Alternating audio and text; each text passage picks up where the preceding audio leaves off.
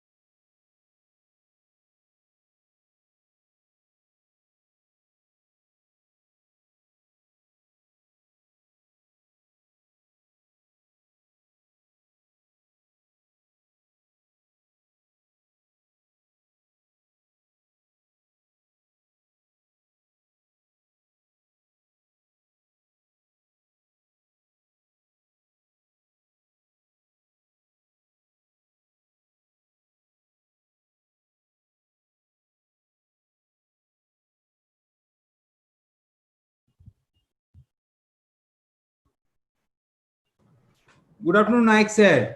Good afternoon, Somnath. Good afternoon, Bhash sir.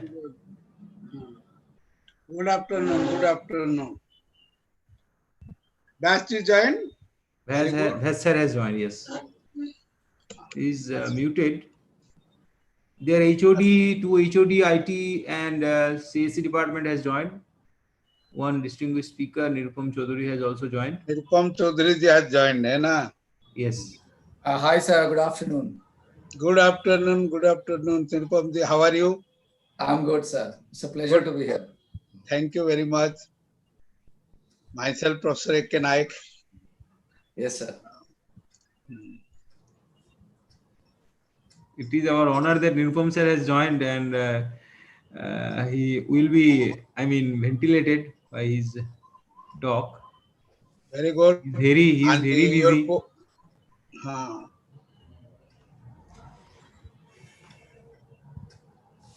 So program coordinator, Dr. Ajay Kumar Khan. He also joined.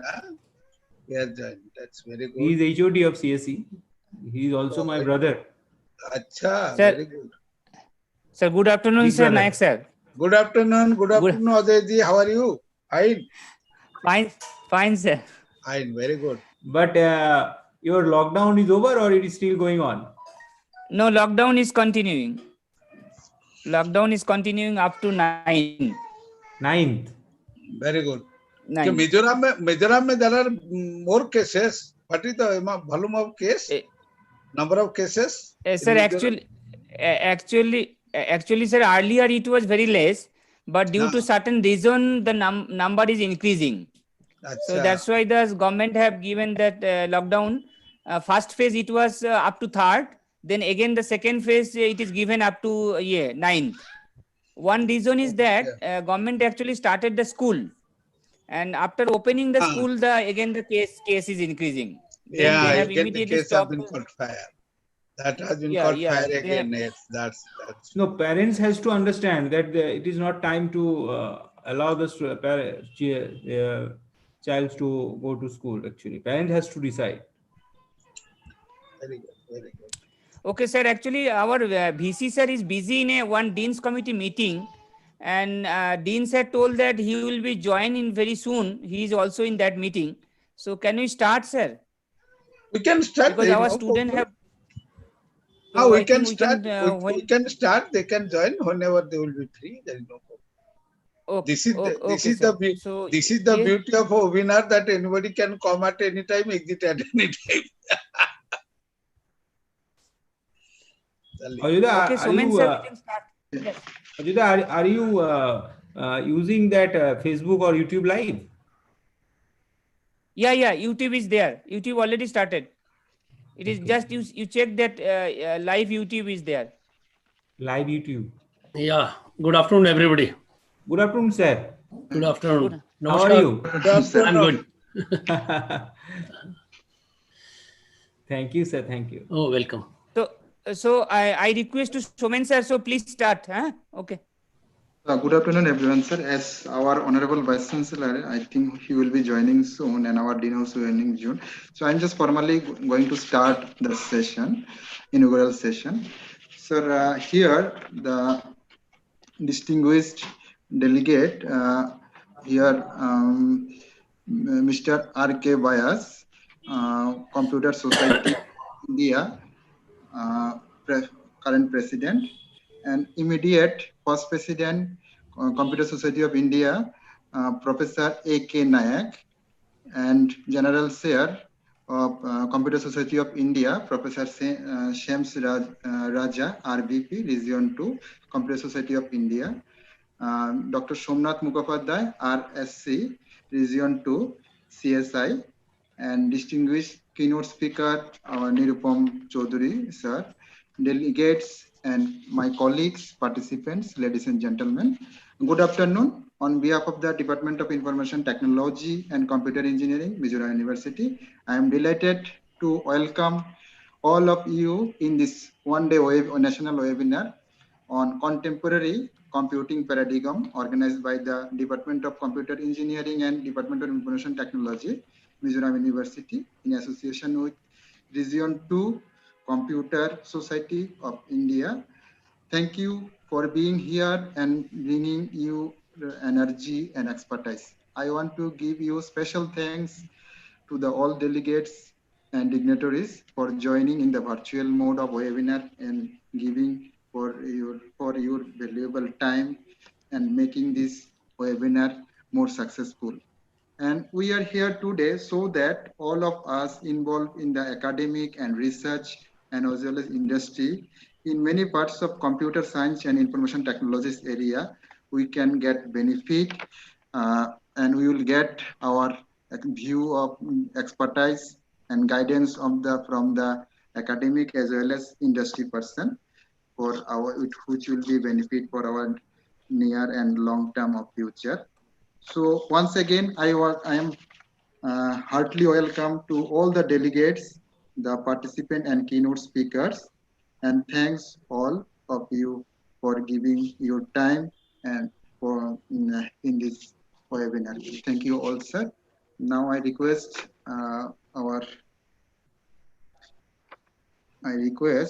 here actually our Honorable Vice Chancellor, as he is not here, so I will be request to give just address from the CSI President, Sir R.K. Vyas, President of Computer Society of India, to address the gathering. Sir. Yeah. Thank you, Dr. Soman. Good afternoon, everybody. It's my pleasure to be here amongst you all for this webinar on contemporary computing paradigms being organized by Mizoram University and Computer Society of India. Well, friends, we have been conducting a lot of webinars all over the country since the pandemic has started. From last 6 months, more than 400 webinars on latest topics of the computer science and IT has been taken care. And I must tell you that Northeast region has been really very vibrant enough. And we have been having a lot of, I think, 5 to 6 webinars with the help of Dr. Somnath Mukherjee, Professor Shamsrada, and obviously our academic committee chairman, Professor AK Nayak, who has been a key person in organizing these things. The various kind of activities which we conduct at Computer Society of India, as most of you know, are the seminars, conferences, webinars on the latest topic. Then amongst all, we conduct various activities for the students also, where various kind of student activities.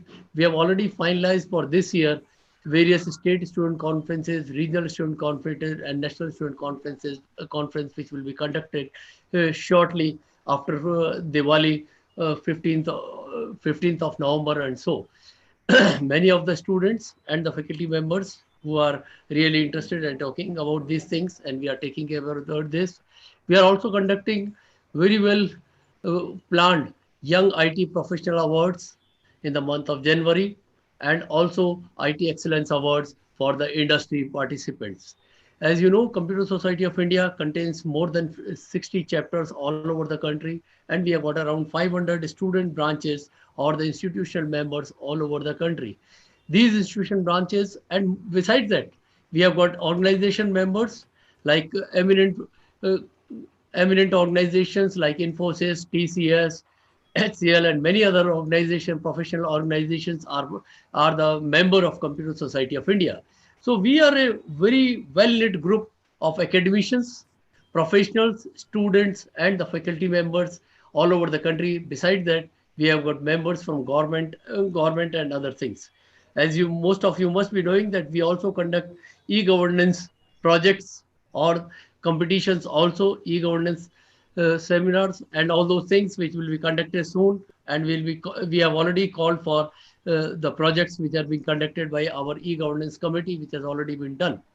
Today's seminar, I must thank once again the Honorable Vice Chancellor, Professor K.R.S. Samisava Rao of Mizoram University, and Professor Lalit Kumar Singh, Dean School of Engineering and Technology, Dr. Soman, Dr. Ajay Kumar Khan. With the help of this, and in association with Computer Society of India, we are conducting this activity today. And as I could see here on my screen, there are more than 120 participants have already joined this. I welcome you, all the faculty members and students who have joined in this activity at this occasion, when most of us are busy in their own academic work, and moreover now the festival season has already started. Some of us are busy in festivals also, but still the webinars, as Professor Nayak has already said, webinars have the privilege that you just squeeze in some time, an hour or two, from whole of your work schedule, and hear to the experts. And today we have got 3 experts which will be talking about various topics. Mr. Nirupam Chaudhary, who has already joined us. He is the Regional Director East at NESCOM in Calcutta NESCOM. He will be talking about industry outlook, post-pandemic trends and demand for technical talent. Then Joy Mustafi, he will be talking, founder and president of Must Research India, application of artificial intelligence. And then Harishav Bakul Barua, embedded systems and robotics. He'll be talking about recent trend in AI and robotics.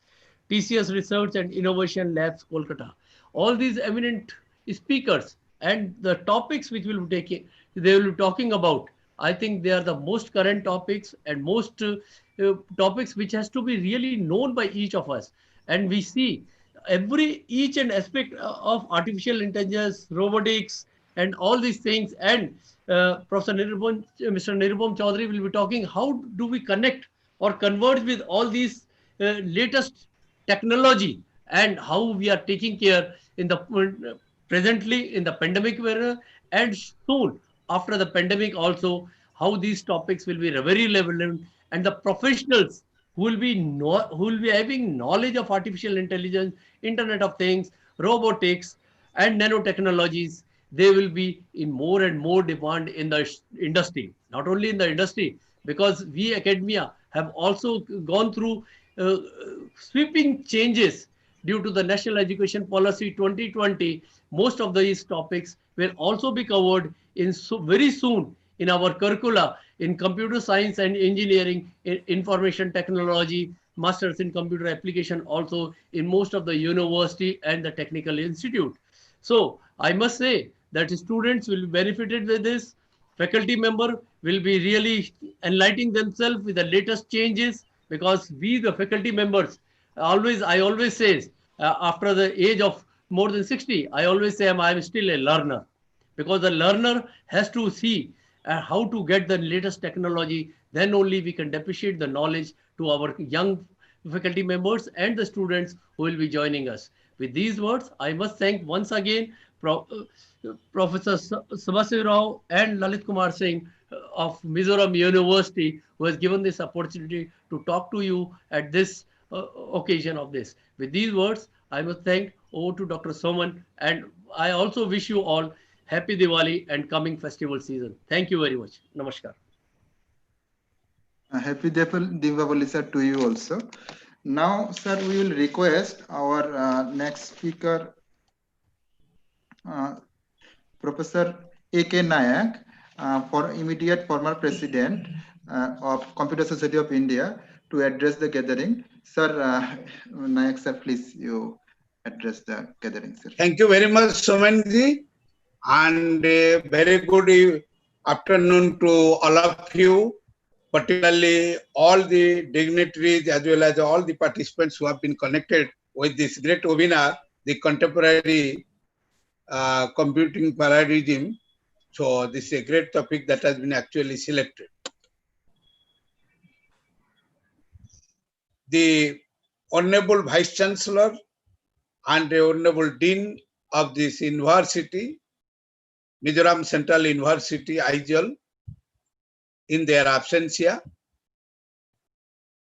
the most vibrant, dynamic, and my beloved younger brother, President of Computer Society of India, Sri RK Vyasji, the Regional Vice President of Computer Society of India, Professor Samraja, Regional Student Coordinator of Computer Society of India for the Region 2, the in charge of the state of Bihar, West Bengal, Assam, and northeast part of the country, Dr. Somnath Mukherjee, Dr. Somen Devnathji, Dr. Ajay Khanji, and the very valuable and prominent speakers of the 2 days webinar, Mr. Nirupam Chaudharyji, the Regional Director of Eastern India, NASCOM, and Joy Mustafi Sahib, as well as that Dr. Barua.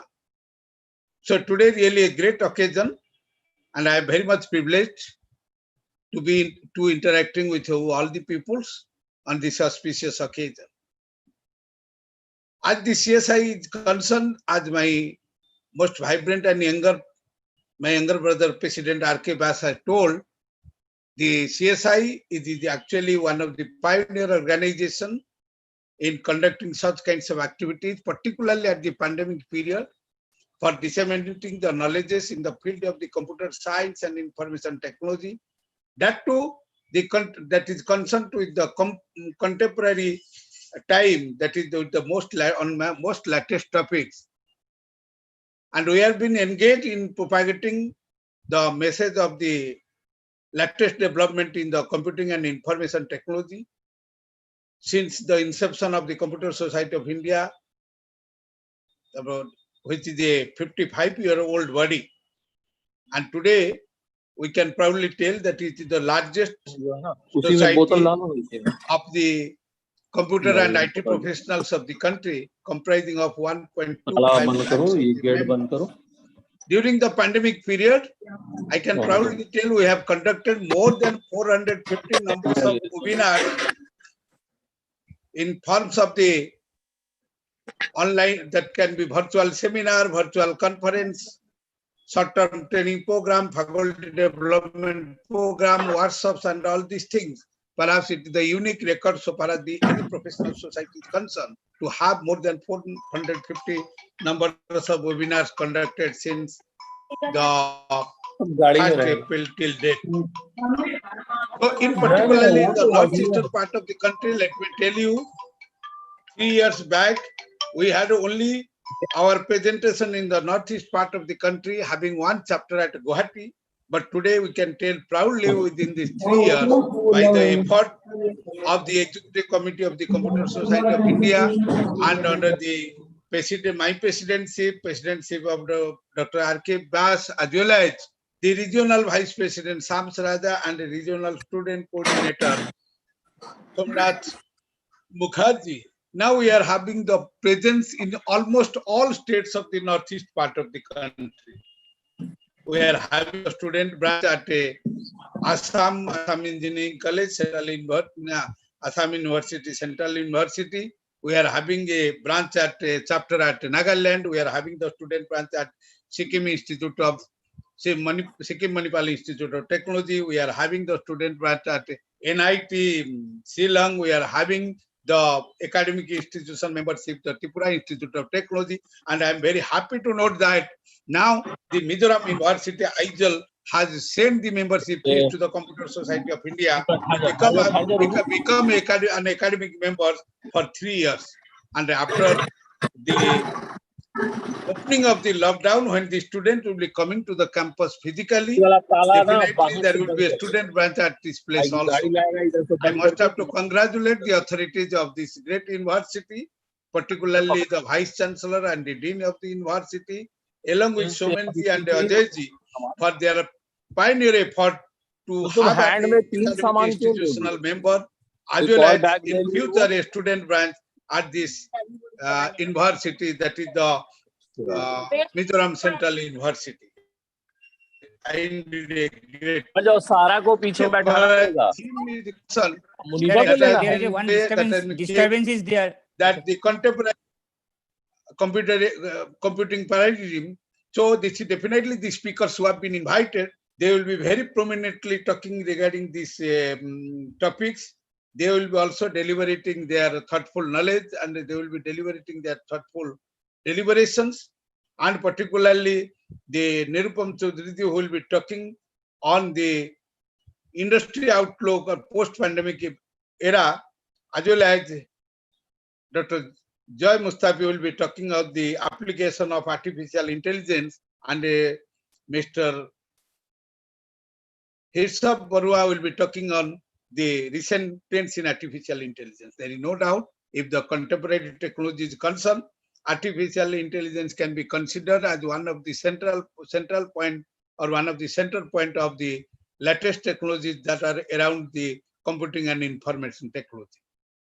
Though artificial intelligence is being very much considered as a best thing for the, and it can be considered as a base for all kinds of intelligences that we are crossing over in the modern computing, whether it is in terms of the business intelligence, or in terms of the computational intelligence, or data intelligence, or emotional intelligence. You imagine artificial intelligence is not a very new concept. It got incepted in 1956 at the early generation of the second generation computer.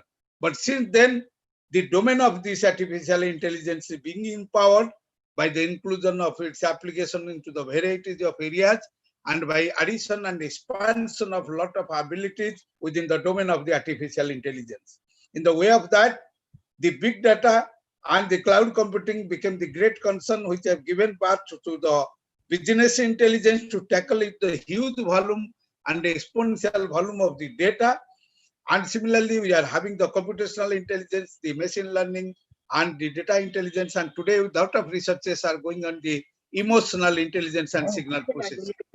In the context of this, I think today's webinar will be very fruitful, and the honorable speakers will be deliberating on the very contemporary themes, and definitely the people should be getting benefited. As Mr. Bas has told our president, that CSI is propagating the concept of providing the knowledge, and the concept of taking the latest technologies of computer science and information technology to a larger domain of not only its members, rather to the members of the, not only the members of the society, but as a whole to the teaching training community, as a whole to the student communities and professional communities. And the CSI is just working in a framework of connecting and interconnecting interconnecting the professionals not only from the country India but also from abroad, and which satisfy the great philosophy of Bhagavad Gita. Aham nijo parveti svabhava laghute sang udara chet samcha vasudhaiva kutumbakam. That is the mission and vision and philosophy of Computer Society of India in general, but particularly in this pandemic period, by connecting and interconnecting the professionals of around the world through the webinars, through the conferences, through the faculty development program, through the seminars, and through the short-term training programs. These objectives are getting fulfilled.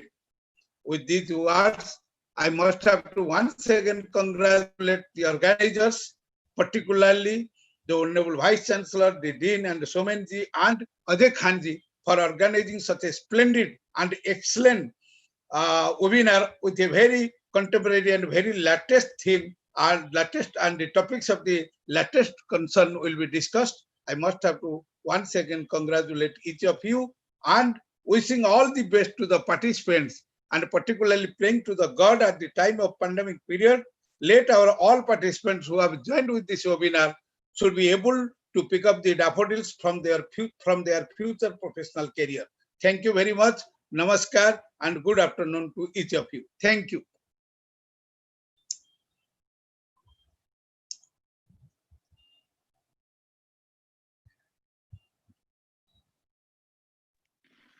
Thank you, sir. Now we request our General Chair of CSI, Professor Shams Raja, and Dr. Somnath Mukherjee from one. Professor Shams Raja sir is from RSB Regional 2 Computer Society of India, and Somnath Mukherjee sir is from RSC Region 2 CSI to address the gathering and to elaborate the CSI activities our participants and us. Please, sir. You, sir, start. Thank you. Thank you, Mr. Somen. I hope a lot of coverage on CSI is given by our Honorable President, Dr. AK Nayak, and our mentor, immediate past President, Professor Dr. AK Nayak. I hope that in Northeast we are getting more and more activities. I'm sure the institutions and the students and faculty are getting benefited. We hope more activities with association of CSI and the institution like you. I must thanks and congratulate all the organizing members for this event, especially Mr. Somnath and your faculty members. We wish you a great success for this event. Thank you. Thank you, sir. Now I request Dr. Somnath Mukherjee, sir, kindly address the gathering and elaborate about the CSI activities to the. Before I say something, may I ask Nirupam sir to say a few words? Good afternoon. Of course, I'll talk after some time and the topic that sir has already mentioned, but it's really a pleasure. It's good to know about CSI activities. It's great to know that it's a vibrant community and we're doing a lot of activities even in these times of pandemic. It's great to see so many participants joining in, and of course, I'm sure there are a lot of good interactions. I'm glad to be here with my friend Joy also. I see Joy also joined, and of course, other panelists he has also joined. So basically, it's an opportunity for all of us to interact with you all. I'm sure we'll have some takeaways after the session is over. So looking forward. Yes. Mr. Mustafi, will you say something? Because after inauguration, Nayak sir and Vyas sir, they will leave. So in this time, if you can say something. Yeah, hello everyone. Good afternoon. Hello. Yeah, thanks for the invitation. And so I will be talking about the artificial intelligence and research area, mostly the applied research. So some of my old inventions where I patented some of the ideas, which is like with multiple organizations like IBM, Microsoft, Salesforce, and now with Aviso. And I will be also talking about Must Research, like how we are building the ecosystem or developing the artificial intelligence ecosystem across the nation. And definitely we are also collaborating with multiple organizations, including NASCOM. So thanks Nirupam as well, I mean, to invite me for as an expert in a special interest group of NASCOM Eastern region. Although I'm in Hyderabad now, but like to serve the nation across the country. Yeah. So yeah, we'll look forward at my session time. Thank you so much for the invitation. Thank you, Mr. Mustafi. Rishabh, will you say something? Yeah, thank you, Dr. Somnath, sir. So so this is a very good platform for discussions on the recent trends and technologies and the contemporary computing paradigms. And most of the panelists are talking about AI and robotics. So I also have chosen AI and its application in robotics. Some of the recent works that we are doing in Innovation Lab in TCS, for example, like self-driving car, etc.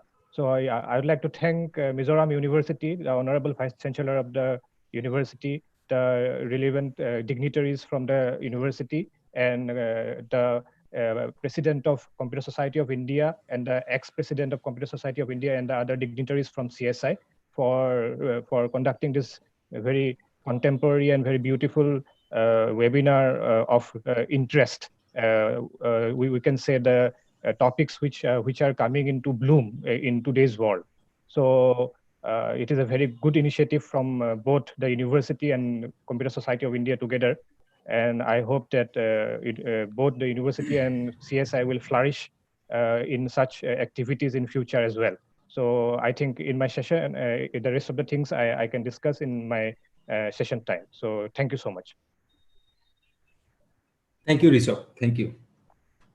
Good afternoon, everyone. Respected Honorable Vice Chancellor, sir, Professor KRS Samba Siva Rao, the patron of this event, Mr. Ramakrishna Vyas, the current President of Computer Society of India, guest of honor, Professor J.K. Patnaik, Pro Vice Chancellor, chief guest of this event, Professor AK Nayak, is our mentor also, ex-president of Computer Society of India. Organizing chair, Professor L. Lalit Kumar Singh, Dean of Technology in Mizoram University. Sams Raja, Mr. Professor Sams Raja, Regional Vice President, Computer Society of India. I am very much, it is my pleasure that Nirupam sir and Joy Mustafi Rishabh has joined this event. They are they maintain very busy schedule, although they have joined. So it's a great opportunity for all of us to ventilate ourselves and enrich with latest technology trends. It is also a great pleasure to be associated with through this event to Mizoram University on the context of Computer Society of India student branch opening and institutional branch opening. I thank you everyone from Mizoram University in general, and and Professor Ajoy Kumar Khan in particular to organize this nice event. I am short of words to Mr. Ajoy Kumar Khan that he has come forward to organize this event. I also thank Vyas Nayak sir and Sam Raja sir for joining this event. Although most of the points have already been discussed by Nayak sir, Vyas sir, and Sam Raja sir, but you may aware that the Computer Society of India, this is the largest and oldest body of IT professionals in India. It recognizes the fact that the student community is one of the most important stakeholders of the society. It is the only association in India that caters directly to the academic community and also to the industry professionals. It is the only organization that has reaches to the masses in remote locations as well. It also facilitates research, knowledge sharing, learning, career enhancement among all categories of IT professionals. It inspires, nurtures, and assists the student community to integrate into the IT community. It percolates the benefits of IT advancements to all sections of Indian society. Not only Indian, we have also reaching outside India. And there are many other advantages to the institutions who are forming CSI student branch. There are many advantages to the students as well as student branch institute. It facilitates research and publication through CSI as well. We can discuss the benefits of Computer Society of India in brief. That the CSI student branch will be getting the opportunity to organize CSI student conventions in the form of state student convention, regional convention, and national convention. In this convention is an annual event which is partially funded by Computer Society of India. So hopefully from the next year, Mizoram University will come forward to organize this state student convention as well. There is also the opportunity for the student community, for the faculty members of the institute to write in CSI Communication, which is a monthly magazine. There is CSI Udhayan. There is another magazine which is published quarterly. There is CSI Journal of Computing, where also we will be connecting to. You can also be able to participate in the CSI annual conventions, which also come with a national international conference. This time, this event is will be organized in Lucknow. There is several awards like CSI YITP award and several other awards which the students and faculty members will be able to get through this platform. So CSI also have moves with IEEE Swinger and other publication venues. So the institutions who are forming CSI student branch will also get this benefit to organize conference and other events in association with or with the publication venue IEEE and Swinger. And several other benefits which the institutions will be able to achieve through this platform. So also we are also thinking of that if we can arrange some sort of internship and job opportunities for the Northeast India students, because they are not been able to get much benefits because they are not through with the mainstream India. So if we can get that opportunity also for the students, that will be also a good association. So with these words, I can conclude my deliberation. And there is Joy sir also has been already informed that when you are opening a student branch, so there are some forms that you have to fill up and send to the headquarter. That thing we are not discussing right now. That thing will be later on. We'll inform. Thank you so much. Mizoram University, in particular, Ajoy said that you have given us this opportunity. Thank you so much. Thank you, sir, Somnath sir, for your discussion about the CSI program. Now I will request, actually our Dean sir has joined here, Professor Lalit Kumar Singh. So sir, actually we almost all the speaker already addressed. Only sir, you and our Honorable Vice Chancellor, as both of you sir joined now, and our Vice Chancellor till now joined.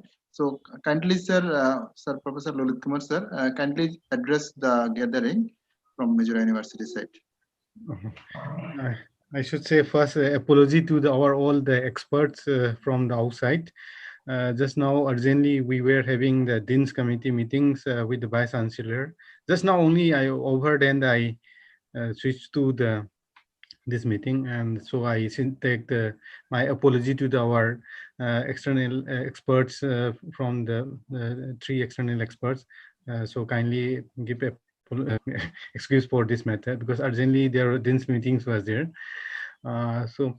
Uh, Now, regarding with this today's event, is as far as what my knowledge is that with the initiative of the Department of Computer Engineering and IT, we are about to start some activities with this Computer Science Society of India. So it is one of the opportunity to for our School of Engineering and Technology, so that some of the experts and the various activities can be conducted throughout this society. As we know that to have an society chapters in particularly to the some of the remote places like this, and the various event can be have in this kind of the seminars and all things like that. And not only this one, I request all the experts from the industry and from the academics. I can see the Professor AK Nayak sir and sir, and Mr. Ramakrishna sir, and Mr. Nirupam sir from the NASCOM. I welcome all in this our and from our Mizoram University. Briefly, sir, I don't know how the heads has been introduced about our School of Engineering Technology.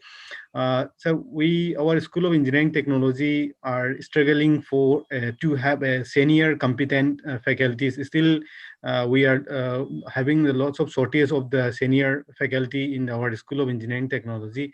So all the our we have the young faculties are there, so we always needed the guidance from both the academics as well as from the industry sides for the better shaping of our School of Engineering Technology. As far as the concern of the university, the Mizoram University is doing very fine in this recent years in terms of the national ranking, as well as from the various the NIRF rank, as well as the NAC ranking. But we still need the further guidance from the senior academician and as well as the senior industrialists, so that we can have more vibrant in nature to do the various activities. Recently, just now also we have been discussing, we have received the letter from the governor, that the letter was addressing from the president's meetings with all the governors from the address, and that they are recommending us for us to implement around 15 around sorry about 20 points. Out of that 20 points, we have already implemented almost 90% of the points. So still the some certain points like where we have to yet up to come up, like the startup things and the different hackathon and all the things need to be conducted. Other parts we have already implemented. So Mizoram University is a young university, but doing, and we are going in the right track. But still, we need the guidance from the senior professor, like the Professor AK Naik Saab and the Professor Ramakrishna sir, and the Mr. Nirupam from the NASCOM, for the not only academic as well as the industrial expertise is needed. So because as I have just mentioned in the beginning, that still the departments are we have started the program, the Department of IT since 2007, and the computer engineering from since 2012, but still we are not having the senior faculty in this particular these two departments. We are not getting a competent and qualified the faculty in the senior position. So we are looking, and so still we are guiding, but the guidance and the blessings from all the corners is required. But this kind of the opening of the societies will make not only benefit to the department, it will also have an opportunity for the students to participate in this kind of the societies, how this kind of the societies is promoting the various events. I will not take much time in this regard, because the experts are having have the will be able to deliver more on the things. I just want to highlight the what is our the weakness and what is the strong points, only so that the members and the society can give some guidance in certain track, so that our university can be grow, and so that our university can maintain our ranking, as well as just now also we have been discussing is that is because of the we are below this 100 rank of the NIRF, we are starting the various online degree program.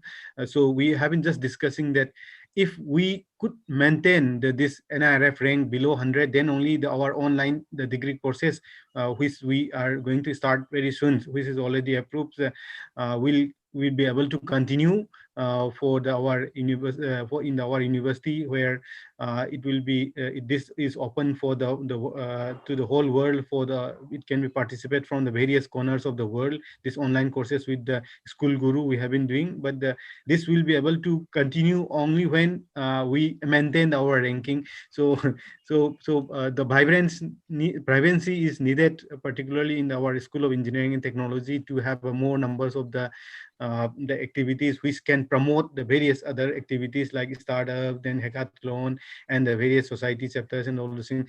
With this, I like to thanks to all the resource persons from the academicians, as well as from the industries, and I should like to thanks to our coordinators for the society from Mizoram University, Dr. Ajay and Dr. Somen, for giving me an opportunity.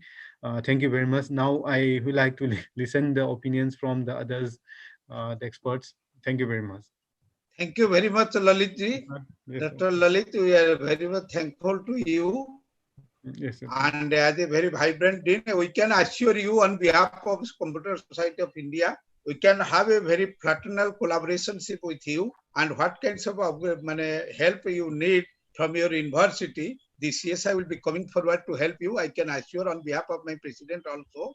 So particularly in general in the field of engineering and technology, and particularly in the field of computers engineering and information technology.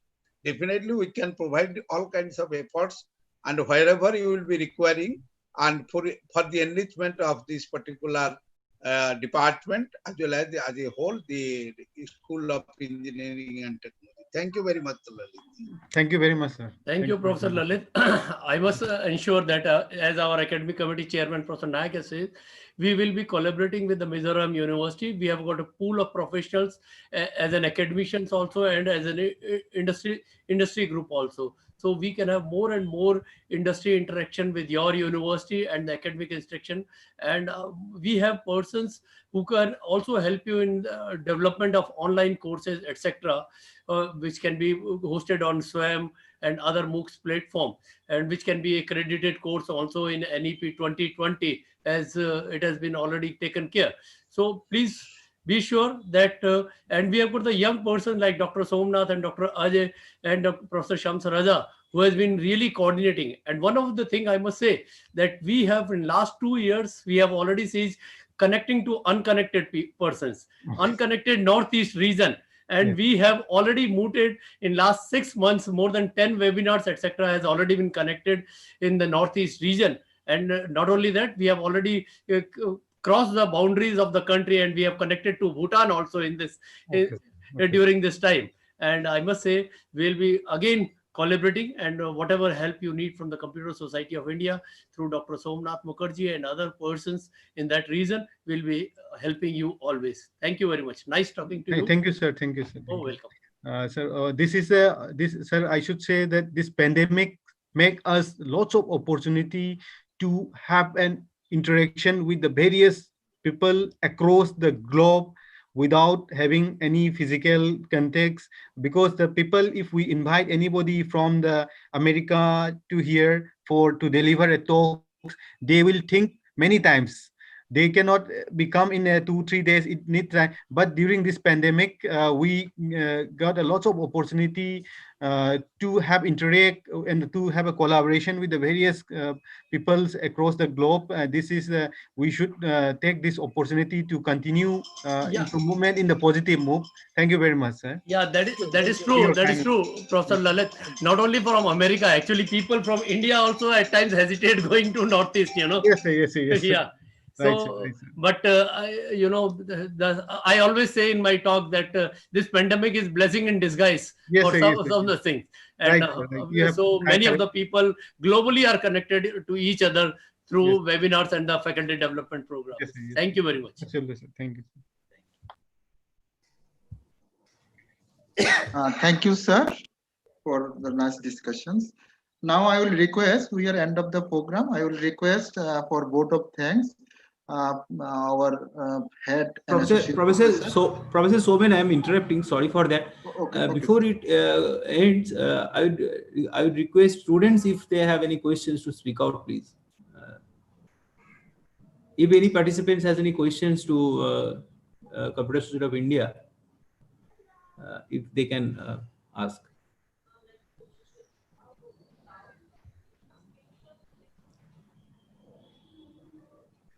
Or otherwise, you will continue, please. Actually, sir, I think from my side, one question, sir. Yes, on please. behalf of the students, students are sometimes reluctant to ask some certain questions, even during the classes also. Sir, like as what we want to ask is that, sir,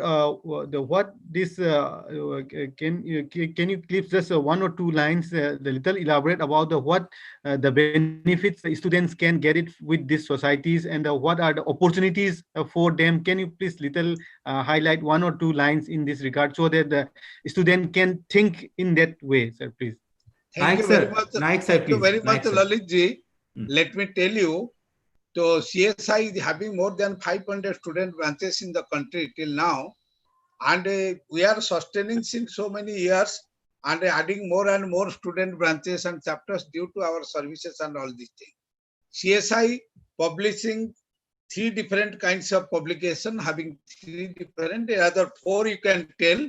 One is the published by and marketed by Springer, that is the ICT transaction, information and communication technology transaction. But that we don't provide to the students because it is a price thing. But otherwise, the 3 publication, one is Journal of Computing, which is a tri-monthly online as well as hard copy based journal. And that is online mode. This is being provided to the students also as well as to teachers. That would be more beneficial for the teachers because that is a research oriented journal. Apart from that, our most popular and monthly journal, that is the CSI Communication, which is really the mouthpiece of the Computer Society of India, where near about 10 to 12 very popular technical papers, articles or research paper, what you can tell, that gets published, and that is always concerned with the contemporary computing and its techniques, and which is the latest one. As for example, so we are having the issues like sometimes it is robotics, sometimes it is e-learning, sometimes it is the industry 4.0, sometimes artificial intelligence. That is the theme-based magazine we are publishing. And another thing, to provide the opportunity to the student to explore their talent and their innovativeness, their ideas, we are having one journal also, CSI Adhyan, that is for students, where the student members of the CSI contribute. The student members can also contribute in CSI communication, but that is in collaboration with their teachers also. But in CSI Adhyan, only student can write, independently write, they can demonstrate their talent, they can give their innovativeness, show their innovativeness, their creativeness by contributing papers, research articles, as well as some of their achievements and some other related developments. These are so very quite strong in publication, and all the publications are available to all the students members of our society. Besides that, every year annual functions. This year we are going to organize the 54th annual convention at Lucknow in the month of February 11 to 14. Therefore, we announce a lot of awards and competition for the student community. That is, the 18 varieties of awards are there for the student chapters. How can I name that? The longest student branch, the best, the student who have contributed more number of papers in the CSI communication, in the CSI Adhyan, the longest activity making student branch, and the student branch who has convened the international conference. Like this, 18 varieties of awards are there. Apart from that, we do organize the state level student convention and regional student convention, national student convention. In every state, we are having a state level student convention. What we have finalized yesterday under the chairmanship of our president, that and we have given allotted the state level student convention to each and every state, provided that will be implemented through a student branch, very vibrant and dynamic student branch. This in Assam University will be having the in the month of November or December, whatever the date they have given, the Assam State Student Convention, like that, where the students get the opportunity to show their talents also. In the state student convention and regional student convention, so there are a lot of competitions organized for the students, like coding competition, like technical story competition, like quiz competition, like web development competition. Like this, lot of competitions are there through which the student can explore their talents, and the inherent talent which is there in the student in a hidden form. CSI helps them to bring them out. What Swami Vivekananda has told, every cover is uncovered when it is discovered. In capacity to talent, the internal talent, that gets discovered actually by that time. And similarly, regional student convention, where from the region, for Eastern region will be this year, we'll be having the Haldia Institute of Technology, that West Bengal, will be having the Eastern Regional Student Convention, where there will be the regional competition among the students and all these things. And ultimately, we are having the national student competition also, national student convention. These are different facilities are being given. Apart from the student will be getting the identity card, and the student will be getting the concession for participating in any of the events of the CSI. Near about 50% concession is there. Suppose for being a delegate in an annual convention or in some conference, if somebody will pay, the member will pay 1,000 rupees, and the outsider will pay 1,500 rupees, but CSI student will pay 500 rupees. There are a lot of benefits, and that depends whether how much the students are taking the advantage of the benefits that the CSI provides. Thank you very much. Thank you, sir. One more point that I will add, that I am from Assam University, Silchar. We are organizing a largest Northeast India hackathon in the month of February or March. So where Mizoram University already our academic partner, because they will be sending their students, they will be motivating their students to participate in that event. So like that, Mizoram University can also organize several other events in the coming time, so that the students can get the full advantage benefits of Computer Society of India. That's all. Thank you.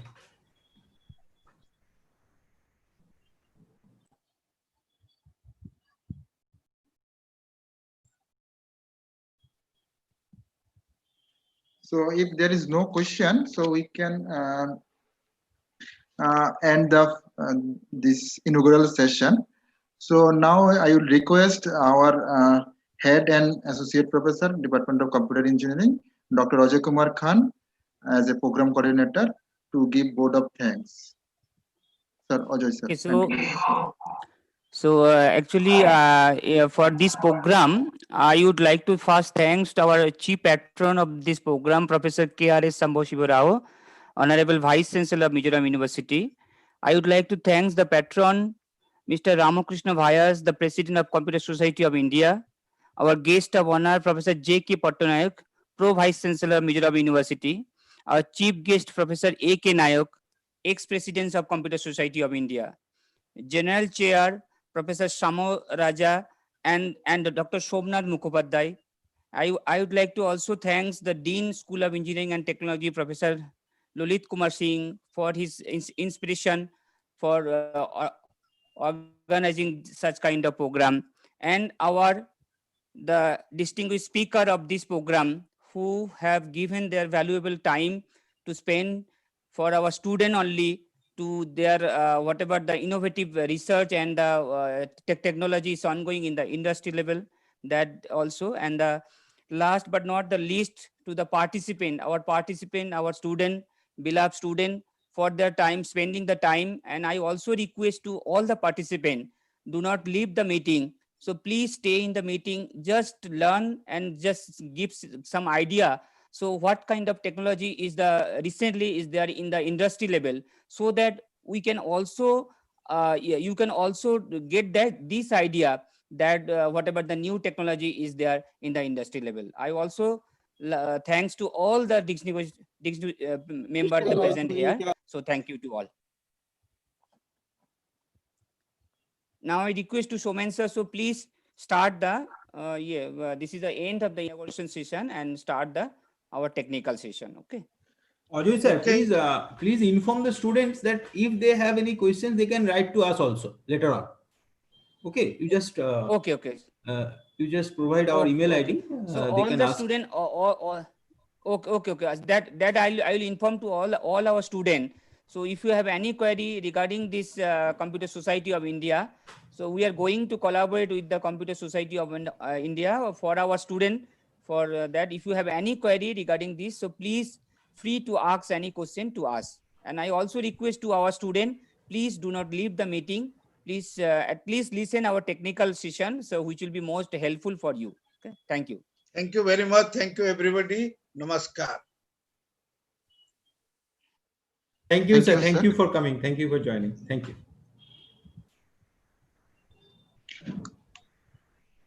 Okay, sir. Now we will start our second session.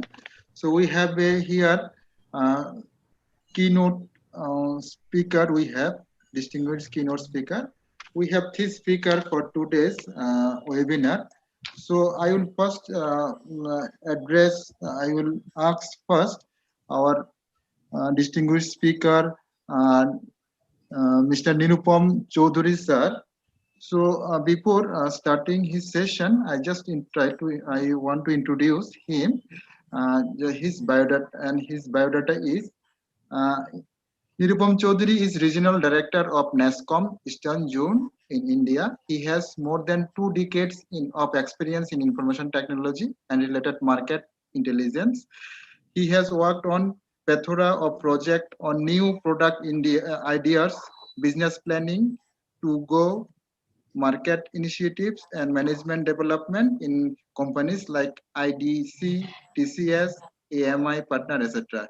He is personally enthusiastic about spreading the potential of Eastern India as a IT destination in the country and helping emerging companies to grow in the region. He frequently participates in industry events in Asia Pacific region. He has done his BTech Electronics and Instrumentation from Jadavpur University and PG DBA in Information Science. Sir, I am requesting you, sir, you start your session. I am just handing over the session to you. You can start your session. Thank you, sir. Thank you so much, and a very good afternoon to all of you. Before I start, let me just try to, I have few slides, if I can share those. I'm trying to take, do the share screen option. Just confirm to me if my screen is visible or not, okay?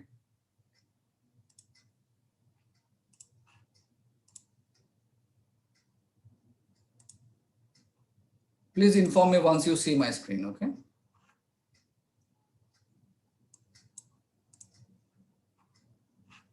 Yes, sir, it's visible, sir. Fantastic. So it's really a pleasure, as I already mentioned, to join such a session where we constantly are trying to interact with industry folks. This is a very difficult time for all of us. And as other distinguished panelists in the last session also mentioned, it is very important to be agile. It is very important to take control of the situation. It's very important to learn how to cross this particular these barriers which are coming at every level, at business level and personal level. So it's a very tough time that we are running through right now. I'm really missing being in Mizoram present. I mean, I was in Aizawl a few years back. I'm really missing this session. I wish this session would have happened face to face, so that would have more lively interactions. But of course, digital is a trend now, and this is exactly perhaps some of the things that I would like to talk to you all about today. I would not go too technical. My other fellow panelists, Joy and my other friend, would go technical into AI, robotics, and how they're actually working, doing some amazing works to take the technology to you and how to solve live problems. So what I'll rather do is from NASSCOM, we interact a lot with our fellow companies who are either emerging companies or even bigger companies, to even mid-level companies as well as startups. So what I would rather spend my 10-15 minutes with you is basically try to talk a little bit about what's happening post this pandemic. What is the industry outlook like? What are some of the trends that we see from the market, from our direct interactions with the stakeholders and other communities? I would also talk a little bit about the kind of demand for skills and talent at these times, and what are the kind of shifts that are happening. And there is need for change. So how we are adopting and how we are changing is exactly going to define where we go the next 2 to 3 years. This pandemic is not going to go away just like this. This is here to stay. So we have to be gradually progress through levels. So before I start, let me quickly show you this particular slide. This perhaps beautifully sums up what exactly we're going through right now, isn't it? If we talk about this pandemic time, this crisis which is happening for last 6 to 7 months, and if I read this quote out to you once again, it always encourages me and a lot of our friends. I'm sure I've seen this. Life isn't about waiting for the storm to pass. It's rather about learning to dance in the rain, right? So basically, rather than we have to innovate and learn and see how we can actually cope with the situation and how to innovate and connect so that we don't stop. And that's most important. And this is the true essence of our industry, our community. If you talk about the IT sector, it's actually really hasn't suffered too much. If I look at vis-a-vis some of the other sectors, the IT sector was definitely much more agile, and there is a lot of learning from all that. If you look at this particular slide, this pandemic is definitely been disaster for many verticals. But if you look at some of the verticals like say personal, pharmaceuticals or software, media, telecommunications, healthcare equipment, etc., there has been significant, improvement also. If you look at the profit levels.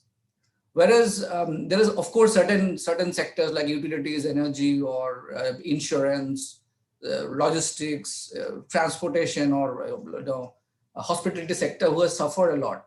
So it's a mixed bag, but definitely it is to learn that how some of the industries and verticals have coped to the situation and how they have actually continuously learning and putting some of the best practices for benefit of all. Just excuse me for now.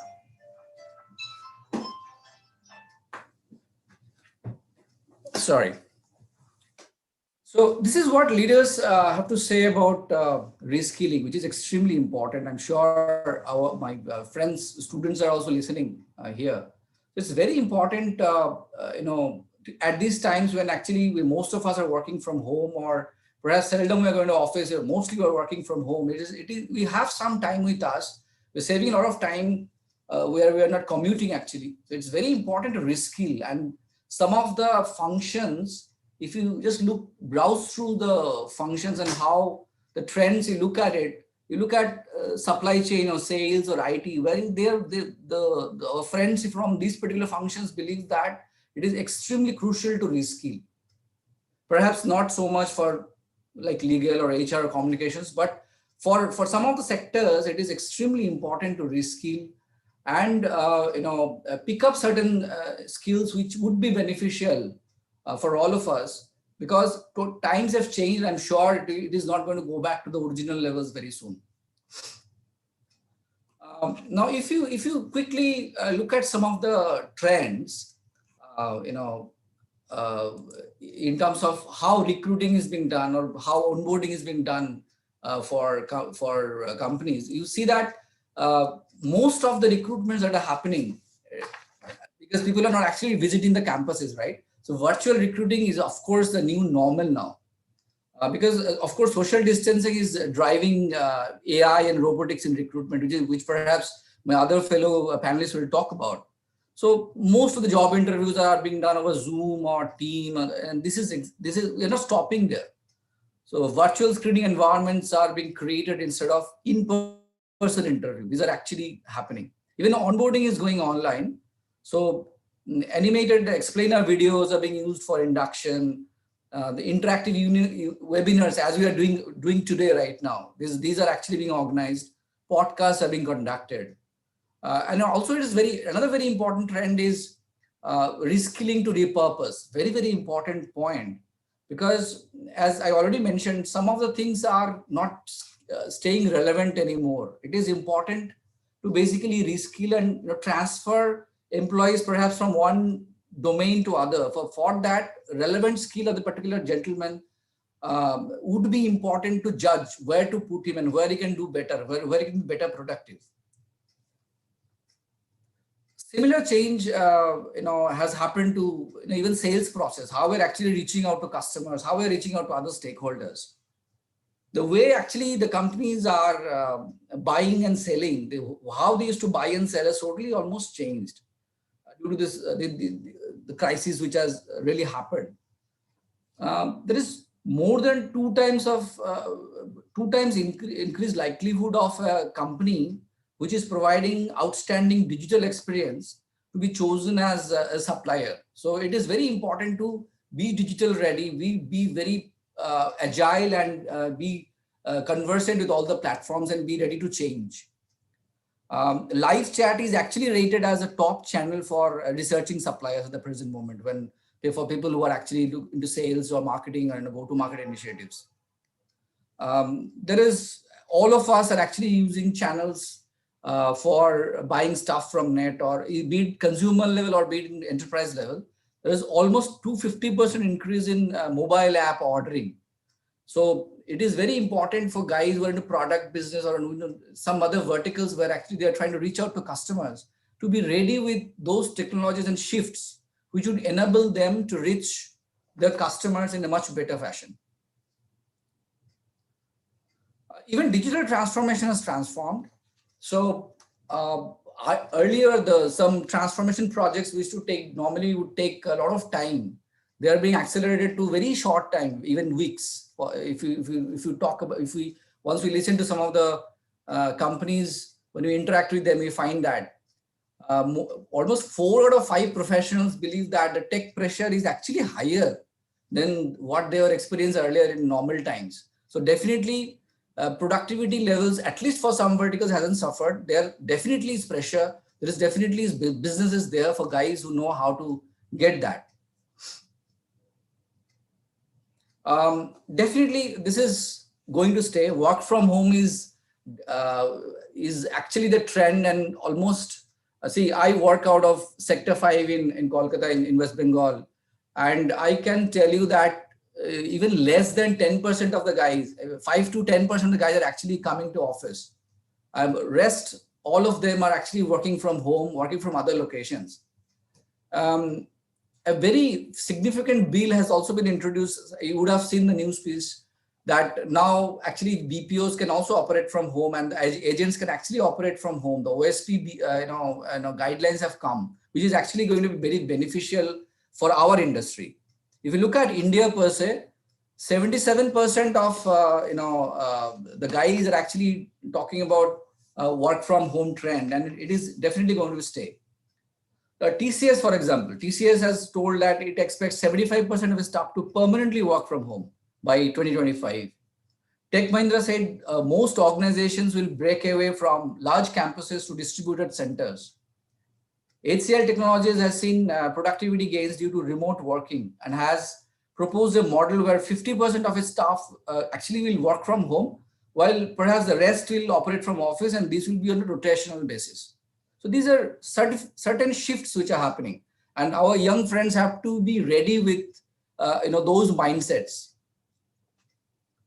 This is something which you want to touch. I don't see any immediate challenge, but it is extremely important for administrators to be very conversant with the fact that at these times when all of us are actually working from different locations rather than office, it is important to use technology so that we are not vulnerable.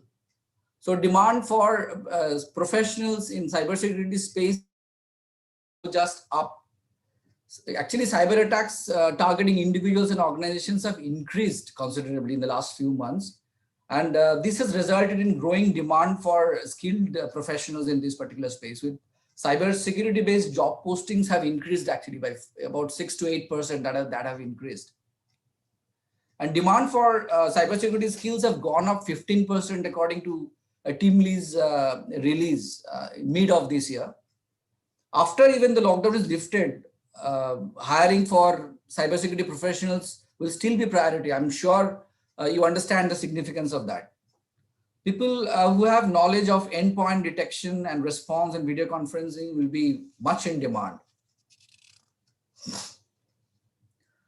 This is to talk about demand for freelance workers. I'm sure all of us have some free time. Of course, we are perhaps working for certain companies, or some of my friends would be into entrepreneurship. Some of you will have your own dreams to pursue something on your own.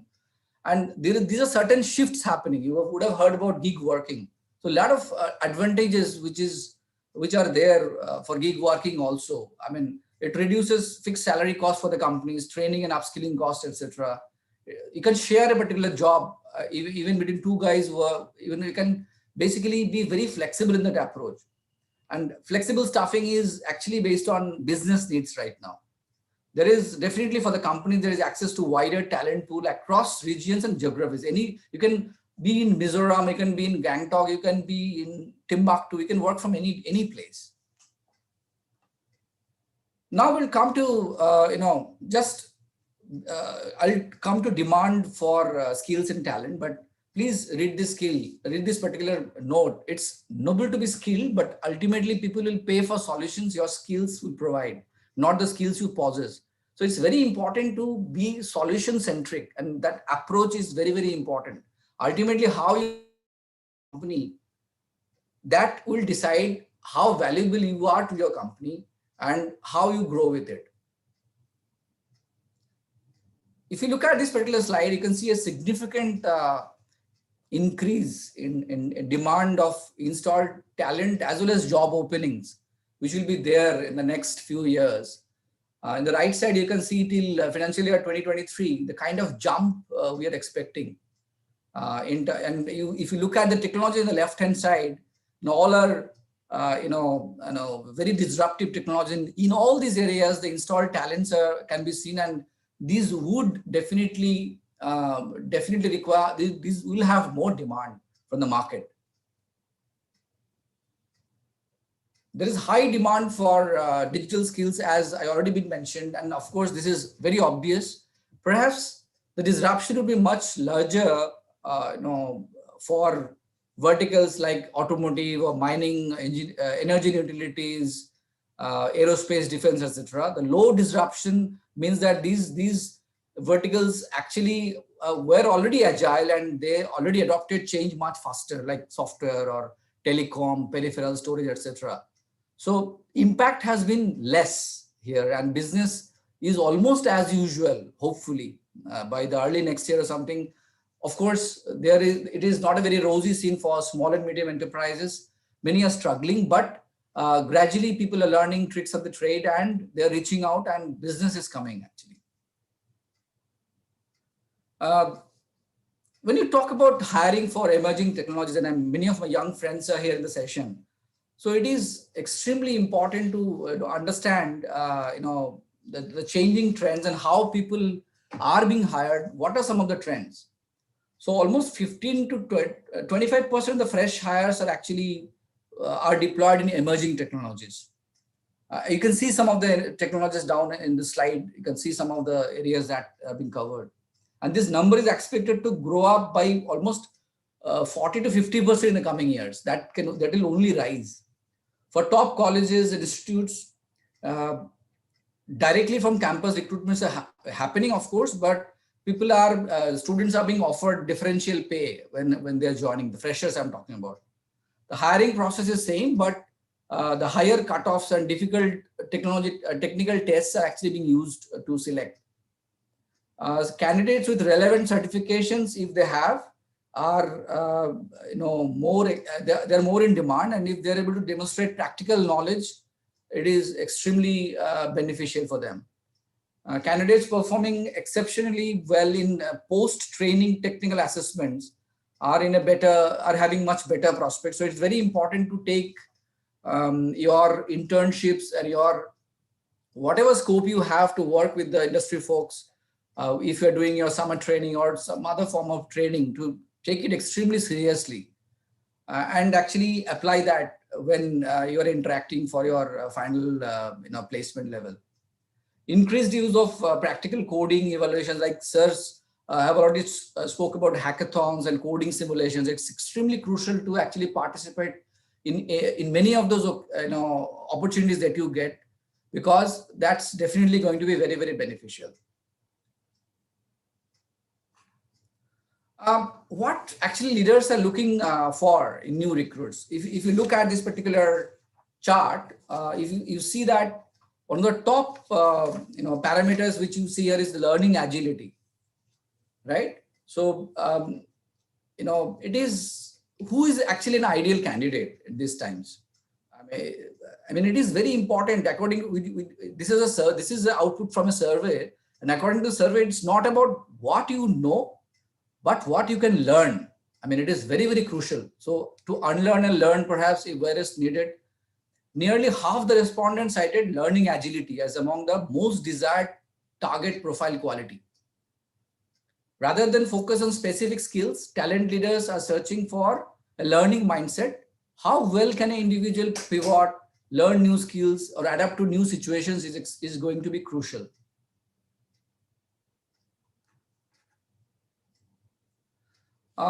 Learning agility, I mean, this is according to Korn Ferry. Learning agility is not something you can learn in at a university. It's the ability to embrace learning and new concepts, and to draw on previous experiences in order to find answers to questions you have never had to answer before. It's about being open-minded, willing to take on new challenges and experiences. There's very important, observations to note. There has been a lot of shifts. I mean, if you look at traditional career paths, which were basically hierarchical and top-down, they were with low workforce mobility. They're talking about homogeneous workforce. Times definitely have changed. If you look at the present day scenario, we are looking at much flatter and collaborative, multidimensional career paths. There are high workforce mobility. Like, for example, 28% of the guys actually are not don't understand what a clearly defined career paths. So basically, these are times when a lot of experimenting will happen even in top levels in organizations. And it is important to understand that this is the kind of demonstration that you can show, this is the kind of skills that you possess. You might be even have a 3-fold, 4-fold jump in your career path in positions, designations, provided you can show that particular mindset, customer centricity and approach. So it is a very important, interesting trend that's happening. I just wanted to touch upon few recommendations. I'm sure our esteemed professors understand that very well, but just to basically put some thoughts into perspective, there are certain recommendations for the universities and colleges. First of all, if you enhance your programming skills, including through compulsory courses, hackathons, and project-based learnings. It is like Professor Somnath just spoke about the hackathon they're doing, or I'm sure many of your colleges under even CSI chapters are collaborating to do project-based learnings or typical competitions, which actually would push students to test their agility, test their ability to basically solve problems. In West Bengal, we do something called Bengalathon. Of course, this year, perhaps it is not happening due to the situation, but what we do is we give live problems out to the community. And these are actual problems which would be adopted by the government and other stakeholders like municipality, police, etc. These are actual problems being solved by the student community or, of course, entrepreneurs. And this gives a huge exposure, and there is a possibility of harnessing those skills very well. So students should be actually encouraged to take up those kind of competitions. Skill development programs to improve English comprehension, problem solving skills, even from the first year in college is actually recommended. At the end of the day, how much coding we know, that is of course crucial. How much of technical ability we have, it is extremely crucial. But we have to deal with clients from different parts of the world. It is important to talk and communicate in a very clear language. It is very important to be able to express yourself in the right fashion. It is important to connect and build relationships. That's why those soft skills would count a lot. To provide technical exposure to emerging technologies through foundation courses, internships, maybe innovation labs, which many of the colleges have, tech centers, and of course, workshops like these. So these would be definitely beneficial. In fact, engage industry folks, companies who are actually working on live projects, involve them in curriculum design and provide credit equivalents to courses actually endorsed by the industry. That's going to make a lot of difference, because at the end of the day, when our friends join the industry, I'm talking about freshers, they would be in a much better position because they would learn something. I'm not talking about just training curriculums, or I'm not talking about summer training or winter training. I'm talking about even curriculum design, which has even perhaps industry stalwarts or speakers come and talk to them and build curriculum in such a fashion that those skills would be actually applicable when they join the industry. It is very important. And of course, this is obvious. You understand, faculty development programs to include mandatory foundational courses, certification. These are very important because ultimately our faculties are the lifeline, right? They are actually interacting with students day in and day out. They are the heart to the overall system. So it's very important to engage them well in this journey. I would stop here, but I would like to end with this note. And this perhaps even sums up the sentiment, what all of us are perhaps going through. If you find a path with no obstacles, it's probably not leading anywhere. This is exactly the case. So these hurdles will be there. These kind of problems, pandemics and other situations will be there. We have to somehow pass through these situations. And if we're agile, if we have that mindset, I'm sure we'll be successful. Thank you so much.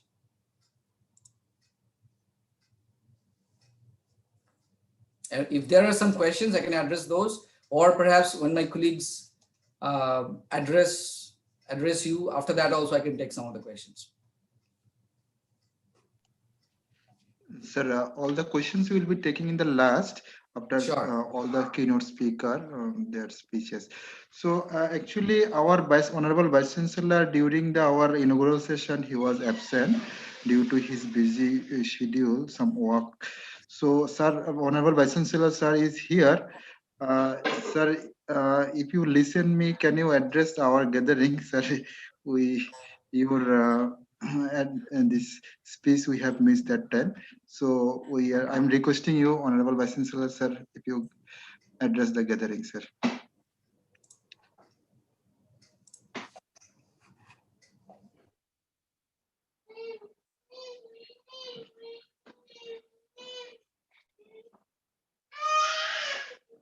So, Honorable Vice Chancellor sir.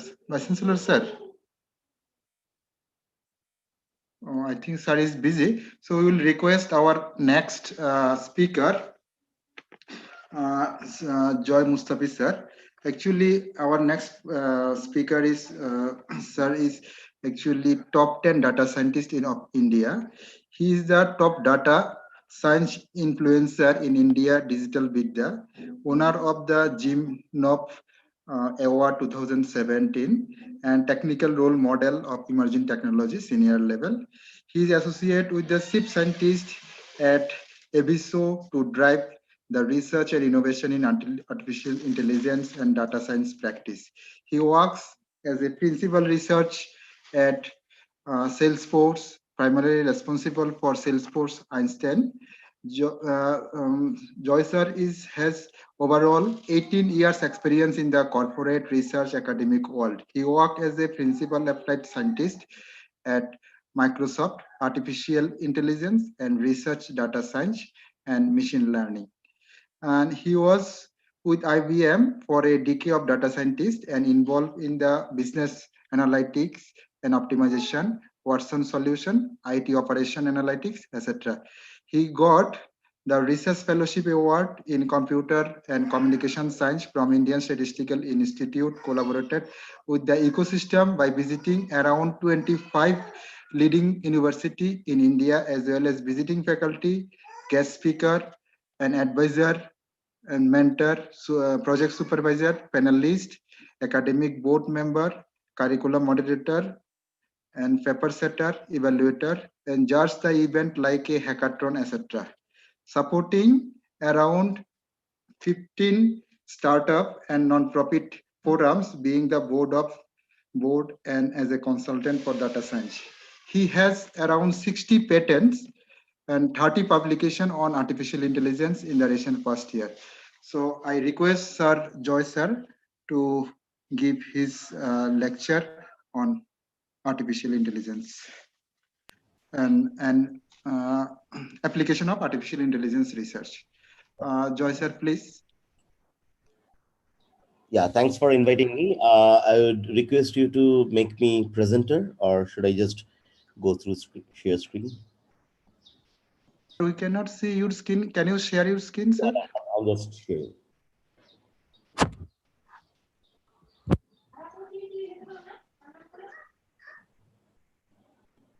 Is it visible now? Yes, sir. Please, sir. Go ahead, sir. Okay. So, good afternoon, everyone. And I am here today representing Must Research, which is a non-profit organization for data science, artificial intelligence, machine learning, and all these latest current technologies, right? Which is driving the entire world, right? I mean, I mean, everyone is talking about AI and where we can implement in large scale, starting with the small startups to big corporates, and I will share today like where I found like the innovative ideas, and then how the students community can think out of the box, right, and then focus on new things like new algorithms, churning out building new system, and then participate in multiple this kind of hackathons and writing papers, like publishing in multiple journals, conference, right? So even before that, right, first thing is like you have to have like a research mindset, and to get into that direction, right? So I will show a few things, I mean, what I have done with my first patent as well, and going forward, like how we are taking it into the like societal benefit, and for multiple different business and research applications. So first of all, like artificial intelligence, this phrase is not new. I mean, although past like 4 or 5 years, it's being, I mean, discussed in multiple forums and all, but the term came in late 50s, in the year 1956, when Professor John McCarthy and his team in MIT, they actually presented their one of their research papers, and they used the word, the phrase artificial intelligence, and which is actually what we are doing in modern days. Definitely a lot of new algorithms enhanced, but the main concept of I mean, simulation of human brain, right? So how human brain things, how we take decision, and how we can do the same thing using computation, or try to achieve that kind of decision making system, right? So there are a lot of different applications started again late 50s and early 60s, like mostly like problem solving, and then learning some games like Chinese checkers, chess. Even probably some of you have heard about IBM Deep Blue. I'm not sure about the student community, but definitely the faculty members have heard, because it was in late 90s when IBM launched this Deep Blue, which is a chess playing computer, and which defeated Gary Kasparov. So definitely that's artificial intelligence, but that was not machine learning. So it was a very complex rule based system where every possible move were being in the knowledge graph, and then it actually reacted before the human. The response time was faster than a human being. So the way Gary Kasparov was thinking, and then how the processor inside Deep Blue, and the entire knowledge which is being fed was like much faster. So that's why it defeated Gary Kasparov. Now, when we talk about machine learning, it's a subset of artificial intelligence, right? So, and data science is a superset of artificial intelligence. So data science also has a lot of other things. It includes like data visualization, descriptive analytics, even database to some extent, right? Big data. So those are all under data science, but those are not AI. But machine learning is a subset of AI, where in AI we may have few algorithms, just like as it mentioned, like Deep Blue, which was AI but not ML, and machine learning where we are actually training with a lot of data, and then it basically identifies the patterns, right? So the patterns can be in natural language, the patterns can be in images, the patterns can be in speech or in structured data, because sometimes when we talk about data, the first thing in our mind is it's a database, like a kind of an RDBMS like Oracle, or sometimes like Microsoft Excel. Okay, so this is data, but it's not true, right? So I mean, we may have like a lot of different kind of data. So to begin with that, right, I mean, the data types, right? So that's very important for the AI and machine learning, because even if you're writing a very complex AI algorithm, which is not ML, versus ML algorithm, which is definitely AI, but for that we have to get the data, the relevant data, and which can be structured data like RDBMS format, or a tabular format, which can be semi-structured data like logs, a lot of IoT devices like signals, some of these sensor driven outcomes, right? And mobile applications. So a lot of the smartwatch, right? So all of these devices are generating data, and typically unstructured data like text, image, audio, video, which can be like, we usually say like, okay, can we do some sentiment analysis over Twitter, right? And so that's very common NLP problem, which is on text. But only thing is like, I would love to ask, you can reply in the chat box, right? In the I want to make it interactive at the same time. I don't want to lose the, like, we can have like a Q&A, definitely, but the students and also, please feel free to type your response in the chat, right, to everyone, so that whenever I ask this kind of questions, you can respond there. And then I will go back to all those, and then again check and validate, or if you have any query, we can definitely discuss there.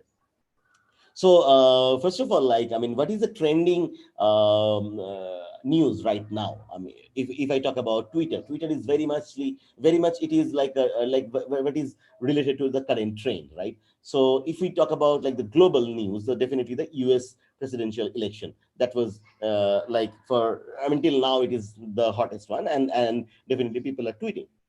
So from there, what can we decide? Like, I mean, can we get like who will win? Or I mean, that time, suppose we used to get that probably 1 week back, and 7 days prior to this election, can we actually get like who will win the election, right? So now the thing is like, I mean, it's not so easy. First of all, we assume multiple things in all AI and data science project, right? I mean, like, okay, we'll have like a lot of data, and all of those data are relevant data. But most interesting thing is like what we get, at least in real world, those are not at all a clean slate of data or a platter of data, and then we just need to fit a model. So fitting a model or on the algorithm part is 5%, and 95% is having the correct data, cleansing it, like, I mean, then manipulate the missing value, how to balance the imbalanced classes, right? How to do the feature engineering, how to tune the hyperparameters, and finally, after fitting the model as well, there are a lot of tasks like how to represent that, how to visualize that, and how to deploy that finally, right, in the product pipeline. So these things are much complex than the actual model, which is probably a regression or a classification, and the classification may be neural network or a simple logistic regression. But all these things are very important, like the data. Now, suppose if I'm talking about like this US presidential election. So do you think like, so how many of you have Twitter accounts? I think most of you, 90% of this entire crowd. And we have this session today. And if I ask like how many of you have used social media, not only Twitter, Facebook, and LinkedIn, and you posted like in your organization today, there is a webinar and it's happening. Although it's not open for the entire world, but still you wanted to celebrate that, or you're collaborating with CSI or or NASCOM or Must Research, right? So have you posted that? If not, then the thing is like this entire crowd is a technical crowd, and we are not using the social media in the right way. And how we can just assume the entire world is tweeting, or the citizens, all citizens of America, they're tweeting like whom they voted, which is very much confidential. And then from that sentiment, we'll get to know like whether Trump will win or lose, right? So these assumptions, sometimes we think like we'll get a lot of information from internet, we'll get a lot of data from customer, we'll get a lot of data from government, right? But when you ask this question, the first question from, I mean, the reverse question will be asked from their side, like what kind of data you want, because no one is storing data for to create a Kaggle challenge for us, right? So that's very important. Then comes the applications, right, where we want to apply what problem we are trying to solve. So what I did, like in Must Research, which is an NGO, I mentioned NGO for AI, where we are contributing with technology, right? So there are NGOs where people contribute with money, where people contribute with time, but here we are contributing with technology, with advanced technologies, especially on the AI side. And then I created like a set of problem statements, and then defined a project called J plus O equals to Y. So this is not my name, it's a code. Anyone who can decipher, please type there in the chat box. Why J plus O equals to Y is the project name.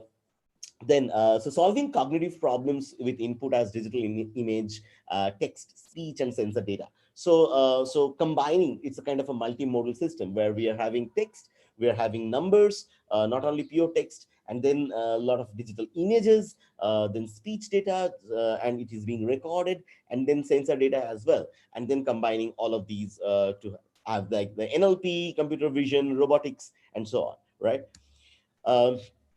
And when we work on any project, we try to focus on a few things. Like one is the definitely the innovativeness is the first thing, right? So when we talk about like this is new, this is novel, as in my introduction, they mentioned like, I mean, I have around 60 patents. Now, how I file 60 patents? So all those 60 ideas were innovative, right? So those are like my invention along with my some fellow colleagues. But the thing is like, it was not done earlier by any other person or any other organization. So that's important. I mean, that is like the way of thinking, right? I mean, so what I did, like usually these four, concepts, right? The adaptiveness.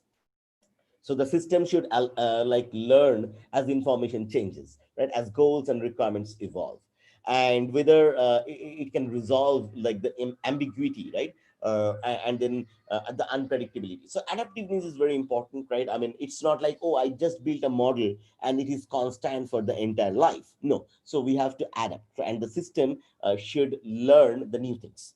Then is interactive. So so to become like adaptive as well, we have to think about like whether we are also giving like some human input, some human intervention to make it more robust, rather than testing, okay, let's see when it will fail. I mean, it's a typical tendency of human being, like let's see when it will fail, the AI, right? So we are talking about artificial intelligence. I don't think this system is more intelligent than me, and let's try out something where it may not work.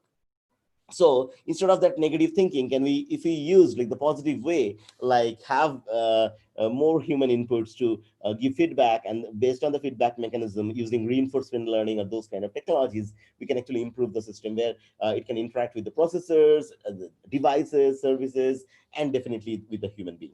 And one system is interacting with another system. Just think about that, right?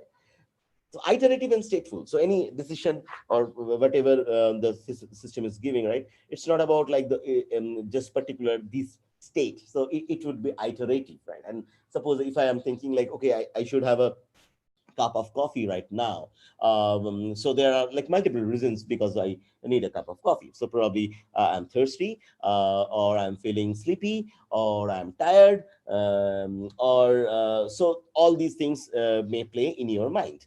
Or you may think like, oh, this lecture is so boring, so let me just I can just put my audio and video as silent mode, and then let me grab a coffee. Or you can have like, no, let's not have the tea break or coffee break right now, because it is just started, and we had like the one lecture by Mr. Chaudhuri earlier, and now we are having and then another lecture is pending, so let's complete that and then we can have the tea break. Or you may have like a fuzzy logic, right? I mean, not only just a binary classification, you may think about like something in between. You quickly go and grab the cup of coffee, and then you are attending the lecture, right? So all these things are happening based on the features what you're gathering. So your decision is not constant. Sometimes you also take wrong decision, right? I mean, we all of us take wrong decisions, and then we say like, oh, why I did it, right? It happens in exam hall also, right? I mean, suppose a multiple choice question, there is A, B, C, D, four options are there, and you circled A, and then suddenly you realize the answer is C. So you remove the circle from A and then put a circle back on C. And then you submitted your exam paper, and then you decided, oh, no, I think A was correct answer. But I put it right first, then I did wrong, then again I realized what was correct. Now, how it happened? Because it's inside my brain. I thought I did mistake, then I also realized what was the mistake. So this is like, it's not a constant state, right? So we are changing the decision every time. Whatever we are thinking, like if I decide like I have to wear a mask, so after 30 minutes I may think like, oh, I mean, it's I'm having like breathing issue with the mask, so let me go in a safer place where there is no other person standing within that 6 feet radius, but then I can just open my mask and breathe properly and then again wear it. So it's not like a constant, right? So without mask or with mask, it's not constant. Or whenever you're eating, right, you cannot wear the mask. So definitely the decision is not constant for lifelong, and it's being changed. Then is a contextual, right? The contextual thing is very important. As I mentioned about this COVID-19, it's a context. We know like where we have to wear a mask, right? We know like some of these things are important for this particular industry, like telco, if it is important for healthcare. For an example, the simple NLP, right? Natural language processing, where we can have different kind of meaning of the same word, right? But it varies from domain to domain. For an example, the word operation can be used for healthcare anatomy. It can be used for military as war. It can be used for mathematics as operations research, or IT operations. So a lot of things, same word. Or if we think about like the word resistance, even I'm talking about like in psychology, then resistance is different. In physics, we have two different meanings of resistance, because one is like through your electricity, like Ohm's law, and another resistance can be with the mechanics side, right, where it can be two different domains, like I mean, whether it is in solid state or in a liquid state. If it is in a solid state, then probably the coefficient of friction or other momentum and those things may come, if it is rolling or something like that. And the resistance, if it is a liquid state, then probably it is through viscosity. Now the same word is being used in multiple things. So as a human being, when I'm looking at one particular word, and even if I'm using a simple natural language processing technique, it will give me like, okay, this is a noun, this is a verb, and this is a pronoun, like that, but not this particular domain knowledge. So we have to create a lot of knowledge graph and make a system which is specific to that domain, so that it's more robust, and it can actually understand and identify or extract these contextual elements, mainly the meaning, syntax, right? The time, location, all the domain, then some of the regulations, user profile, right? The way we talk with suppose right now I'm giving a lecture, right? So I'm using a lot of jargons. I'm putting a formal way of talking. First of all, I'm talking in English, right? So when I will be talking with my family members, it will be in a different language. Even if I'm talking with my office colleague, it will be a different tone. If I'm talking with my manager, it will be a different tone. If I'm talking with a child, it will be a different tone along with a specific vocabulary, right? So I will measure my vocabulary, that what to use, what not to use in front of a very senior person or in front of a child. So these things means like we are actually I mean we are controlling our brain or our system in our cognition. So what happens in our normal neural network, the biological neural network versus the artificial neural. Let's think about like computer is interacting with you based on your age, your gender, your location, your preference, your domain knowledge, everything. That makes sense, right? Right now we have Apple Siri, which will have like the same way of talking with it will say hi Joy, and it will say like same way hi Nirupam, with respect to not exactly like what is my need, where I am located now. So all these things are not there right now. But what we built, like I will show one robot which is very much contextual. I'll show the video as well. So let's go on like one by one. So first example I want to give, it is on a problem solving with text and numbers.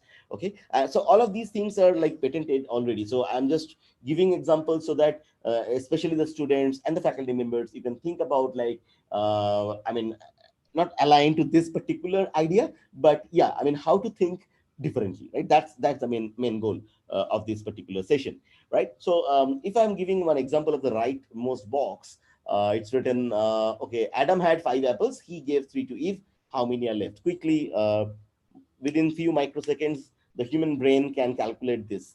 And please write down your answers in the chat. uh, so Adam had 5 apples. He gave 3 to Eve. How many are left? Now let me just go through step by step, right? So first of all, like when computer reads it, or even if you have a very strong NLP system, so this Adam will become like a proper noun or the subject of the sentence. Then had is a verb, 5 is a cardinal number, apples is a common noun in plural form, and then he is a pronoun.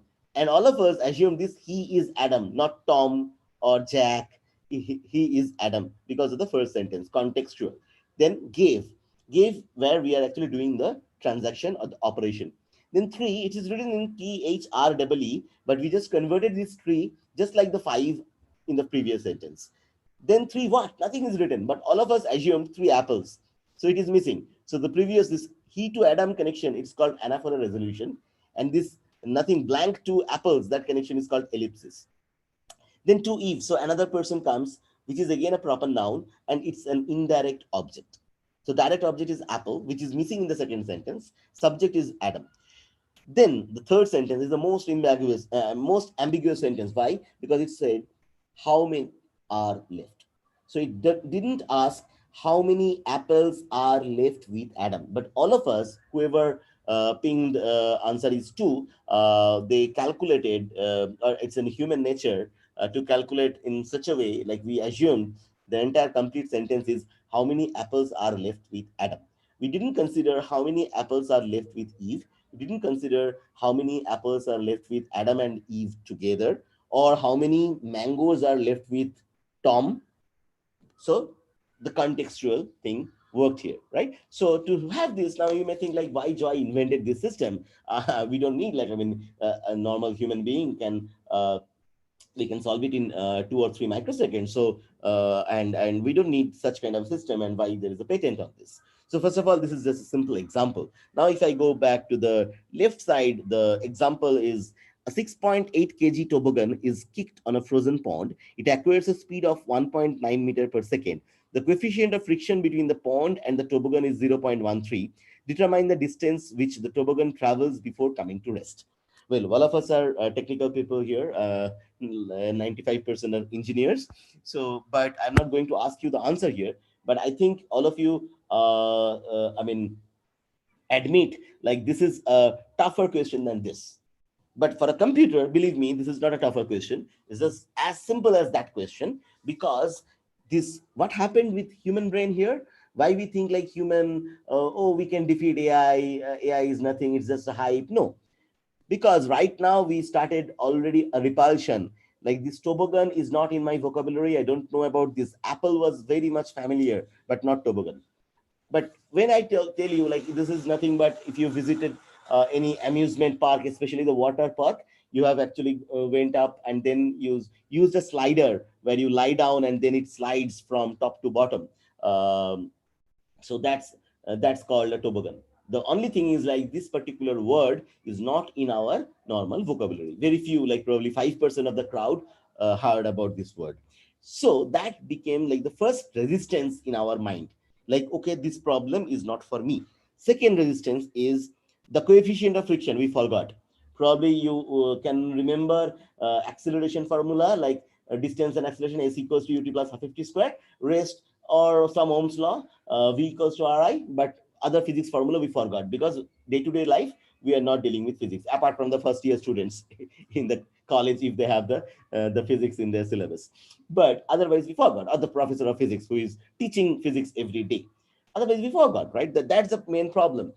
And this is the reason like why we had like the repulsion of this particular problem, and we defined or tagged or labeled this problem as a harder problem, which is actually not. So what we have to do, what we have done actually, like, I mean, in my first invention, where it will actually solve this particular problem as well, and step-by-step solutions. It's not for cheating purpose, right? So the invention was like, even if the students think like, I am weak in mathematics, I'm weak in analytical questions, weak in physics, or statistics, right? Any subject which relates to mathematics, right? Applied maths. So what I did, like, okay, can we actually create a solution where it will show the step-by-step solutions, so that the human brain will be improved by the intelligence of AI. So it's just the opposite direction. So I'm trying to improve human brain with AI, not the opposite way. Okay, so next question, I mean, is like analytical questions with tables and charts. So again, for any data interpretation problem, a lot of competitive exams, even GATE, CAT, right? They have these kind of problem statements. Like you have a question, you have like some statement above, then there is a table or a chart, and then there is a question. Now this table is not RDBMS table. It's not a tabular format. If you see, there are headers left side, there are headers, multi-headers, right? Complex headers. And in the chart also, it can be a bar diagram, it can be a chart, pie diagram. So from the table where it is built, that particular chart is lost. Now you only have this particular chart. So for a computer to read this is difficult. So even if I read this 0, 10, 20, 30, 40, 50, 60 in the X, in the Y axis, and the X axis 1996, 1997, and so on. But if I ask, like, okay, what is the value of the second bar in 1996? So again, you can type the answer. I think it is just above 35. So as a human being, I can say it is 36 or 37 or 36.5. But how I told that? I cannot use an optical character recognition to get 36 here. Nowhere in the document it is written 36 anywhere. So the thing is, like, then how I can read it? Because I measured that particular height of the bar, and then compared with the y-axis, and then I can like assume, right? So that's the thing, like, that's human intelligence. And the same intelligence I try to code and build a system where the system can actually handle this kind of data interpretation problem. So this was actually my second patent. So next, I would love to again put like another problem statement, like solving with pure vision, like where you have like Sudoku puzzle. So we actually solved like a lot of puzzles on newspaper, especially the newspaper puzzles. So we scan the image, then solve it. Now there are two ways, like the Sudoku puzzle, this particular thing what I am showing here. So understanding each and every digit here, we used machine learning. But to solve the Sudoku puzzle, we used AI, which is not machine learning, right? So AI, as I mentioned, machine learning is a subset of AI. So not every problem statement requires like a lot of machine learning. Even deep learning is a subset of machine learning, right? Where we have more than 2 hidden layers, then we call it deep, nothing else. So it's not like yet another rocket science came into the market. It's just like the same way we figured out like the human decision making with the linear regression. Then we move towards a sigmoid function. Then you use the same sigmoid function inside each node. Then it generates the weights. and then you have like a more deeper network, and we call it deep neural network. But as a human being, you always think linear, right? So we always measure things in a linear way in our human brain. And then if we take a decision on that, like we apply some sigmoid function again inside our brain.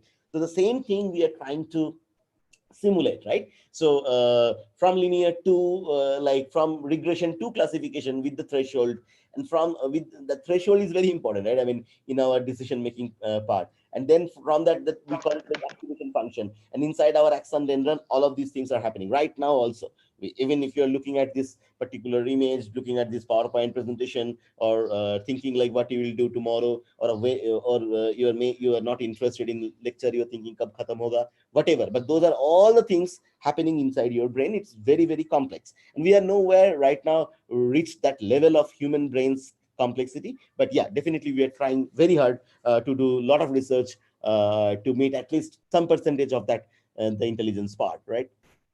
So connected robot through sensors and voice control. So not only the software part, even we are working closely with a lot of members in MAST who are interested in IoT and robotics, and we built like AI embedded hardware, right? So we call it like embedded intelligence, and we built like a lot of robots. I will show some video as well. So definitely the market impact is huge, right? I mean, like the leaders, for an example, right now, if you go to the Gartner 4 quadrants, right? So they have these challengers, leaders, niche players, and visionaries. So I'm proud to be associated earlier with Microsoft and IBM, who are the leaders. And also I work with Salesforce, we're in the niche players. So 3 companies I worked earlier are there in the in this particular Gartner's quadrant. At the same time, in MAST, what we are doing, right, not only focusing on the business side, rather than how we can help the society, right, and build build intelligent India, like digital India, make in India, a lot of initiative going on from the government of India. And we are closely working with them, with Niti Aayog, with BIS, Bureau of Indian Standard, where we are trying to get like to make intelligent India with respect to artificial intelligence. Sorry.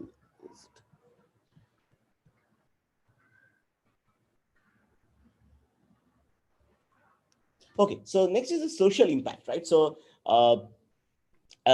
especially like as I mentioned about that project, like which may help the students community, not only for the normal students. We are also thinking about children with special ability, and not only for children, like for any age group, right? Why we are focusing on children and students? Because that is a time of learning, right? Because at certain I mean age, right, we also try to be again reluctant to learn new things. I mean, it happens to us as well, although it's not good practice. I mean, because every time new technologies are coming and we have to be upskill ourselves. But yeah, it happens. And then the corporates, like with and startups, they may not have like a lot of this AI skills, right? Getting great data scientists is a challenge. Although there are a lot of institutions where it's being taught, a lot of universities have taken these courses as well, but still to get a, because the word scientist is very heavy, right? I mean, when we talk about data scientist, so both the words like data and scientist, and getting data is hard, and getting a scientist is also hard, like who can invent.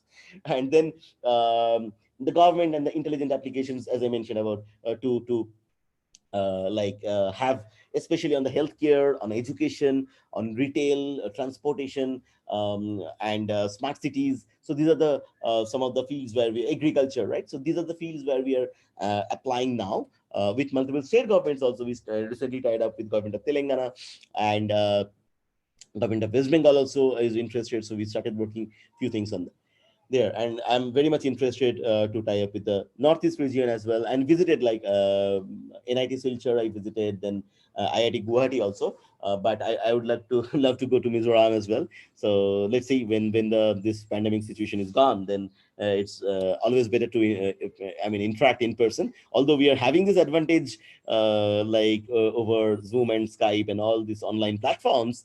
At the same time, I still believe in human, although I'm expert in AI, but I mean, love to interact with human, to know like each other, and then sharing and gathering knowledge. There's a lot of scope of learning from students. For an example, right now, no student is asking a single question, but I don't like that. I mean, I want to interact with them one-on-one, even in the tea break, right? So that's very important. And then the sustainability, right? So we are focusing on AI, ML, NLP, text analytics, image and computer vision, right? Audio signal processing, speech synthesis, and all these things for this, as I mentioned, the healthcare, agriculture, smart city, retail, transportation, which is very close to the society. And in mass research, we are not doing anything for business, right? We are not making any profit out of it. And the AI principles. So this quotation is actually from Satya Nadella, CEO of Microsoft. And I really love that. And he also used the word must. So I copied from one of his lecture. So he said, like, AI must be designed to assist humanity. It's a very important statement, because a lot of questions are being asked, like, will it replace? No. Will it replace human being? Will it be smarter? It's just an assistant, right? Just like any invention, when the human race, we invented wheel, right? That was our first invention, right? So wheel was not invented to replace our legs. It was just to minimize our effort. Any machine, right? Whenever we invent any machine, right? If you recall the Three Idiots movie, right? That movie's dialogue, what is a machine? Machine is the device which is actually minimizing our effort, right? There can be a physics definition, but this in plain English, which minimizes our effort, the human effort. It can be a calculator, it can be a scissor, it can be a will. So all these things are machine, right? When we are applying machine, and then it is nothing but minimizing the effort. Next point was AI must be transparent. We cannot say, like, oh, I have done some magic. I am the expert of AI and you will not understand. No. So that's again a threat. All right. So AI must maximize efficiencies without destroying the dignity of people. So we cannot say, like, this will replace a doctor, this will replace a professor, this will replace a lawyer. No. Again, it's an assistant. It should not hurt or destroy any dignity of human being. Then it should be designed for intelligent privacy. But that's very important, because we are playing around data, right? Even Sundar Pichai was asked in the US Congress, right? I mean, is Google capturing all the data? Yeah, definitely Google is capturing, otherwise it will not. But whether Google is sharing with others, that's important, right? If Google is capturing my data and doing for its own research for my benefit, I have no objection with that. But if Google is capturing my data and sharing with others, then it's a privacy concern. AI must have algorithmic accountability, right? So if I'm using a third-party library like a scikit-learn from open source forum, then I should also take the accountability, like, okay, I am using this, but I know what's happening inside, and if it fails, I can still get a better approach, or I can change that algo. It is I cannot say, like, oh, I cannot take the accountability, it's a black box. Then AI must guard against human bias. That's a very important point, right? We should always remember, like, there is always a human bias, right? Bias towards multiple things, bias towards gender, towards age group, towards like region, religion, language, multiple things, right? I mean, skin color. So all these things are like human bias. Why? Now there is no answer for that why, but at least we can remove those bias, at least for the decision making by a computer, right? So that's important. So we are developing a community, right? I mean, and we are trying to get like new skill sets. As I mentioned, AI is not about only the algorithm. There are a lot of new jobs which are related to AI. Think about just the data labeling. That's also very important. It's not so manual work, but at the same time, in a very intelligent way, we can think about how to create training set of data, right? And a lot of algorithms requires, I mean, these latest technologies, the deep learning and all this era, we have like this data hungry, resource hungry kind of algo. So definitely that's a very, then distributing infrastructures, co-working space with the data scientists, algorithms share, right? And to bridge the gap between academia and industry. That's very important. We have around 500 plus data scientists in India in Must Research, who are all volunteers. They are all working with multiple other organizations or studying in other organizations. We have student membership as well, but focused on data science, who are interested in this AI and data science part. And then the accomplishment of this particular mission, what I mentioned, like Intelligent India. So we have collaborated with multiple forums like Analytics Vidya and other similar communities, right? So because it's not a competition, rather than like complementing each other to build the nation, right? So especially in India, I mean, we focus on like different activities, like engaging with all the members, like creating pulse, like arranging different AI lectures, right? Brainstorming with all the members, and then ideation maker events like hackathons and all, and then leadership connection, right? And then research opportunities, mentoring, and then implementation, experimentation with a lot of projects. So no theoretical work, everything should be like coded, right? And projects and documentations. We also show demo in multiple forums, we organize with IISc, multiple IITs, and we also visited like a lot of other universities across India, and we arranged those kind of things. So again, this in this 2020, because of COVID-19, we couldn't visit online. In the campus, we did it online, but at the same time, I always prefer to meet people, as I mentioned earlier.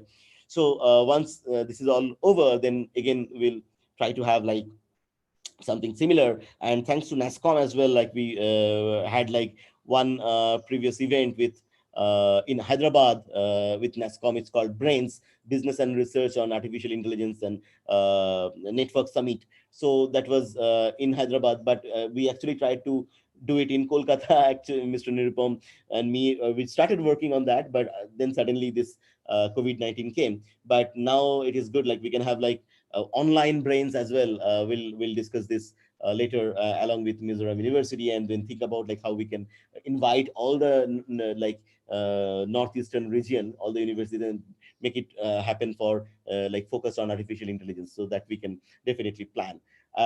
Because as I mentioned, like, so my main objective in Must Research is to build the ecosystem and the community, right? Based on this particular topic, which is AI. It's a vast topic, right? There are a lot of things which we can do, so I would request all of you to connect with me over LinkedIn. Just search my name. I'm very active in LinkedIn, not in Twitter, not in Facebook, but in LinkedIn I'm very active. It's a professional network. So even you're a student, I would request you to create your LinkedIn profile, have your college projects, also your internship project, even your some of these assignments, right? You can write them as a project and highlight your skills. If you're interested on AI ML, just work on those. If you're solve some Kaggle problem as well, put those, be active, try to get like what the other leaders are doing in this particular space, right? And connect with me. Definitely, I love to be connected. I love to mentor others. And if you're interested in Must Research to join as a student member, there is opportunity. Just go through that. There is a membership fee, which is very nominal, like 1,000 rupees per year. So if you're interested, just and it is now completely online, although we used to meet in different cities as well, and we have a Northeast chapter as well. So that's in Assam, but yeah, we can definitely extend it for other locations as well. And in Kolkata also, we have a big presence. So in Eastern region, we have in Kolkata and in Guwahati as of now. But we are trying to, extend this for others. So let me show a quick demo. Do I have time? 5 more minutes? Yes, sir. Yes, sir. No problem. Okay. So this is a quick demo. It's a robot built on. Can you hear the sound of this video? Hey, Mastani. Mastani? Yes, sir. Okay, thank you.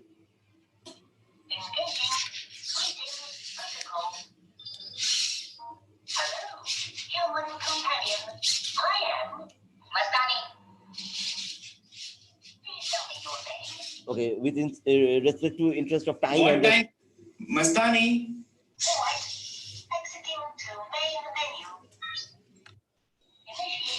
Okay.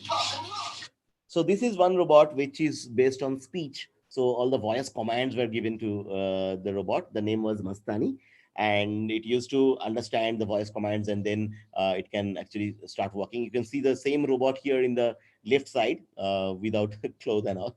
So the bear skeleton, and it is based on Raspberry Pi.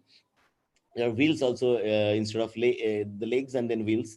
It can go left, right, front, back, and all. And then the other robot in the middle of the right video is called Softy. So this robot is built by MUST members who are also working with Microsoft that time. And this hardware was sponsored by Microsoft Garage. And we built this robot. So let me quickly show it. but it is a multimodal system, not only speech plus vision plus text plus internet connectivity, and it can walk also. Listening. Hi, Softy.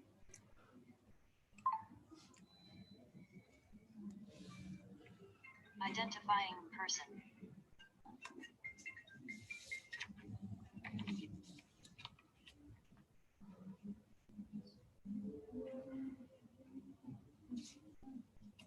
Hello, Auntie. How are you doing? So it identified the person and said like, hello Aditi, how are you doing? Female with age 21. You don't seem to be smiling.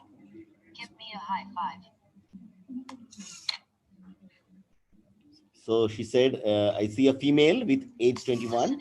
And you are not smiling. So it got. Can you read this text for me?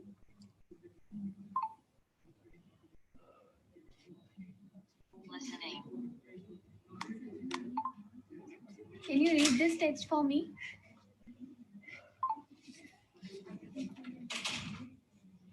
Sure thing. Let me read the text for you. The content says change your thoughts and you'll change your ill. So it can read text. Identifies gender. Can you detect the color of my t-shirt? Age. Emotion. It said like you're not smiling. Let me take your picture. Now it is trying to get the color of the t-shirt, although it's a grayscale video, but the color she wear was like a blue. So again, with respect to interest of time, I'm just forwarding it. Okay, I will let Dolly know. So this is interesting part. So data privacy. So Aditi wanted to please convey my message to Dolly. So Aditi wants to convey some message to another person. Listening. Can you please convey my message to Dolly?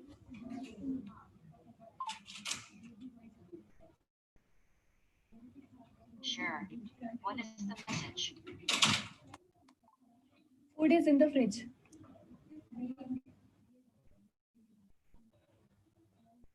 Okay, I will let Dolly know.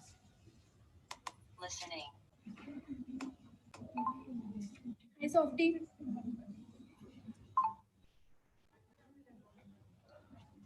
Identifying person. Hello, Dolly. How are you doing? I see a female with age 22. You don't seem to be smiling. Give me a high five.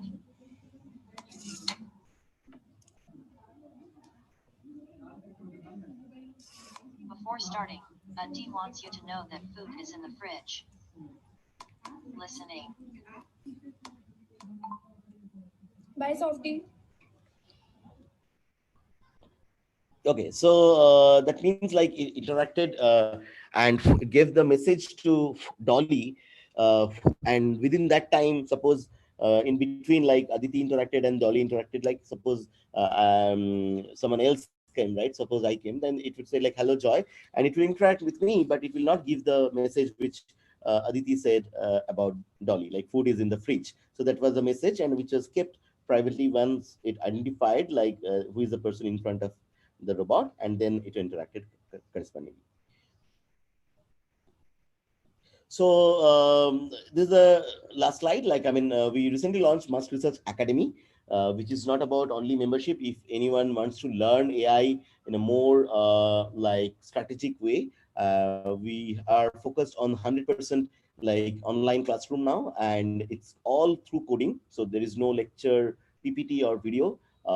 Starting with from scratch to all the advanced technologies right now, what we are happening. I mean, especially to work as a data scientist in industry, in the corporate world, what is required. So we started teaching with all the eminent industry experts who love teaching as well.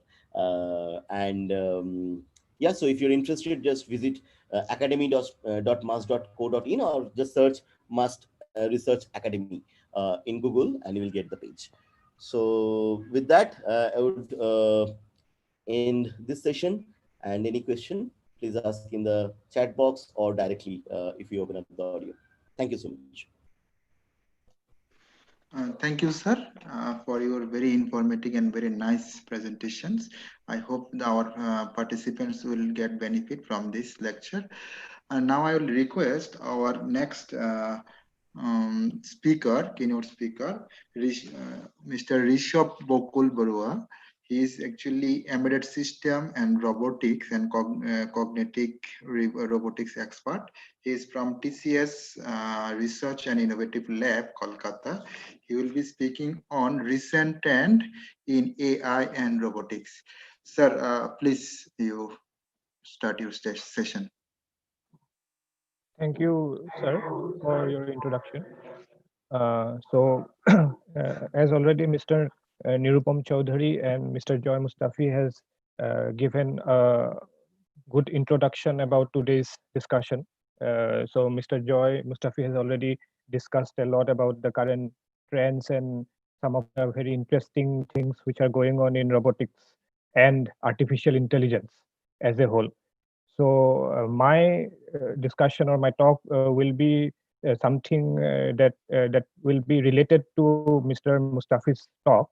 So I think people can relate them both. So I'm going to discuss about some of the recent application areas and how we are applying artificial intelligence to solve some of the prominent problems in robotics as a whole. So yeah, let me try to share my screen. Just just confirm if you can see that.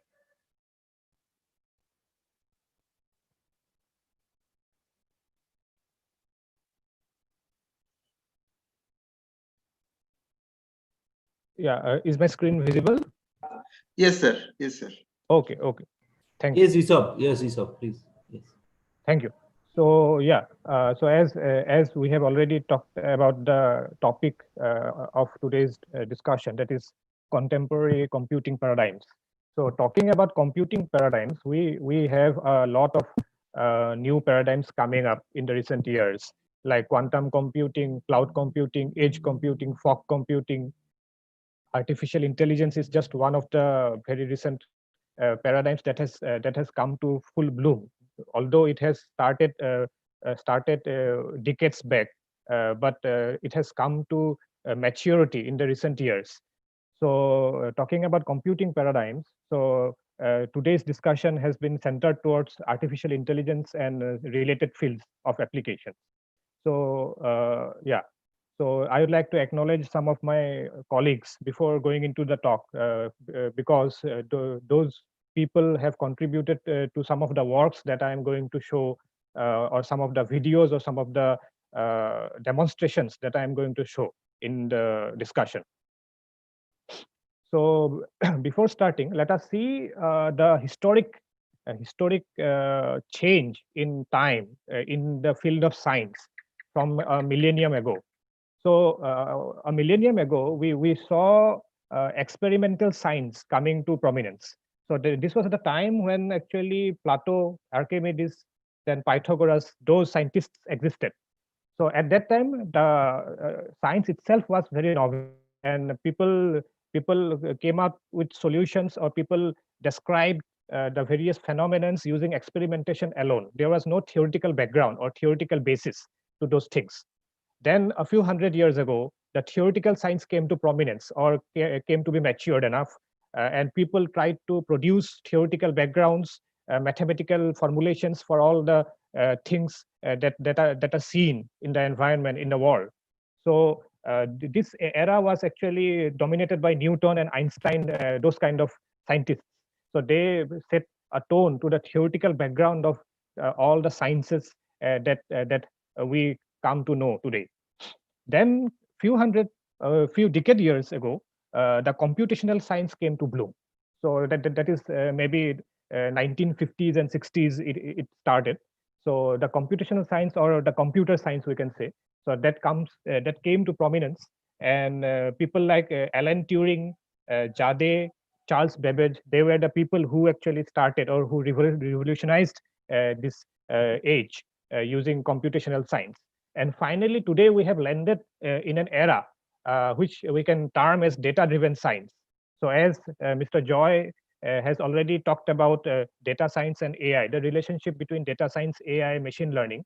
So we can all correlate how data science is going to change the entire scenario in today's world, supporting artificial intelligence, machine learning, deep learning, and all those kind of paradigms that we have come to know in the recent time, and which we actually are trying to use to produce really intelligent systems. So going forward, so this is a video just to set the tone of today's discussion. So this is a video you can see of one of my colleague interacting with Sophia robot. So I think most of you know that Sophia is a humanoid robot who have actually received citizenship of Saudi Arabia a few years back. So this interaction is a part of one international conference in 2019. That was a conference on human-robot interaction that was actually first time in India. It took place in New Delhi in 2019, and one of our papers on human-robot interaction got selected in this conference. So I couldn't go due to some personal reasons. So one of my colleagues, who is a co-author in that paper, he went and he got an opportunity to interact with Sophia. So this video is all about that interaction.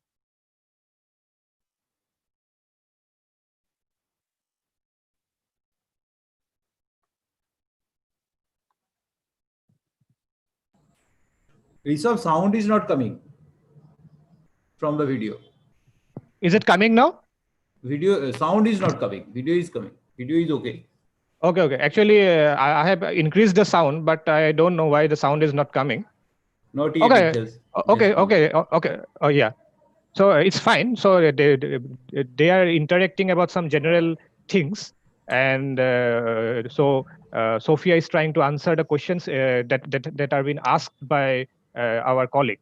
So they are just interacting in a general mood. So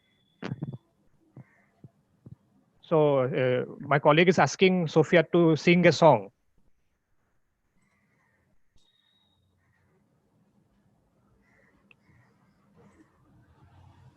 What is that song?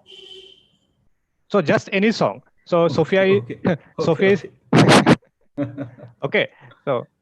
So yeah. Sophia has also come to Techno India University last year. Yeah. I was a part of that discussion as well. I was invited there. I went there to that event. Okay. So yeah.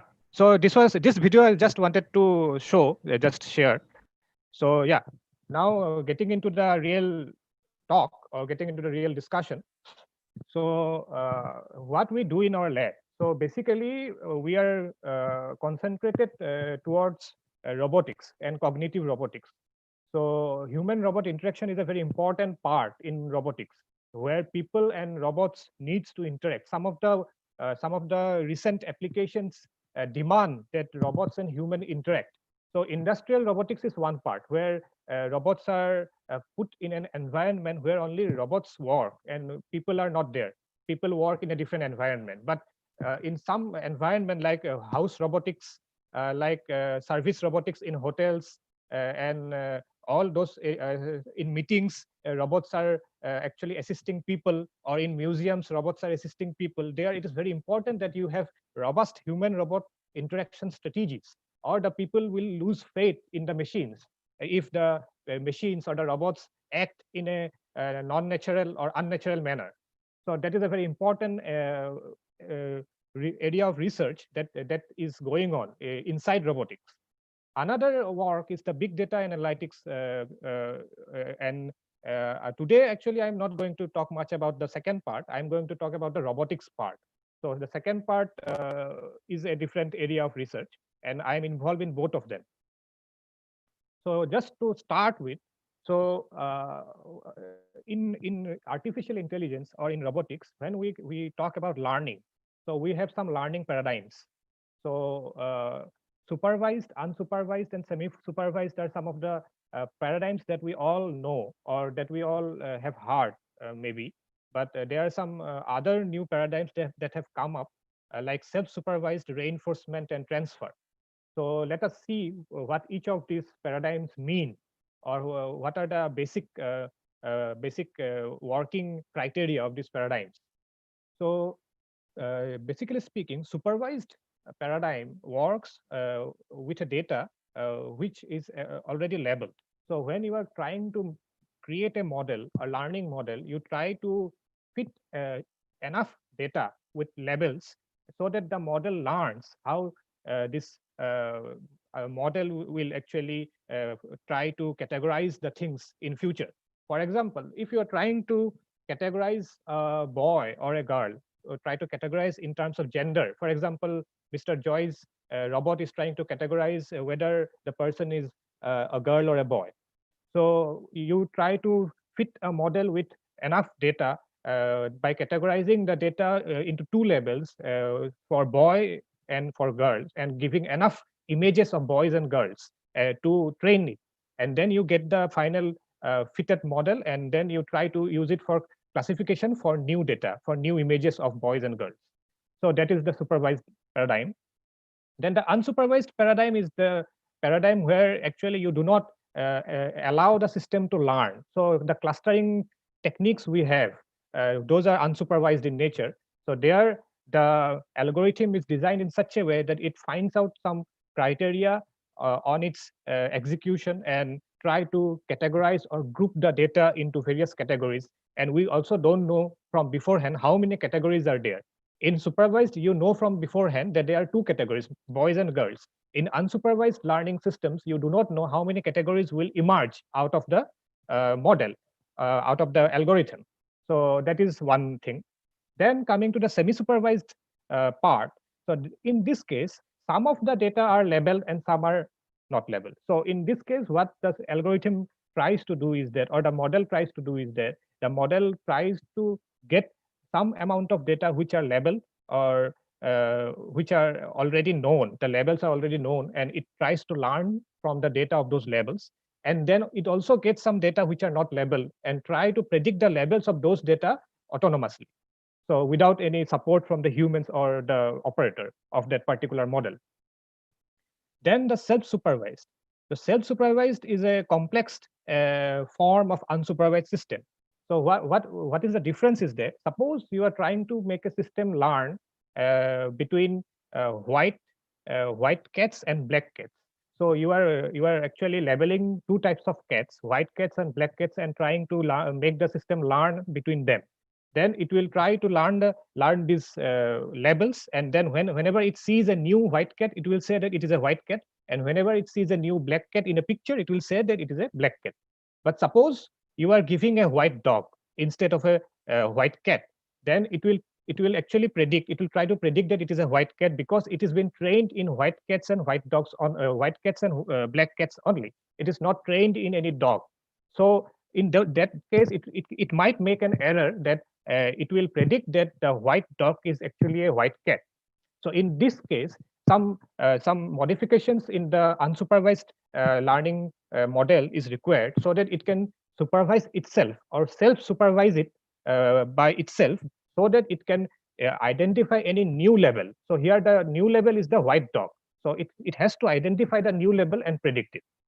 Then comes the reinforcement learning system. So as children, we all have done some mistakes in life, and our parents scold us when we do some mistakes, right?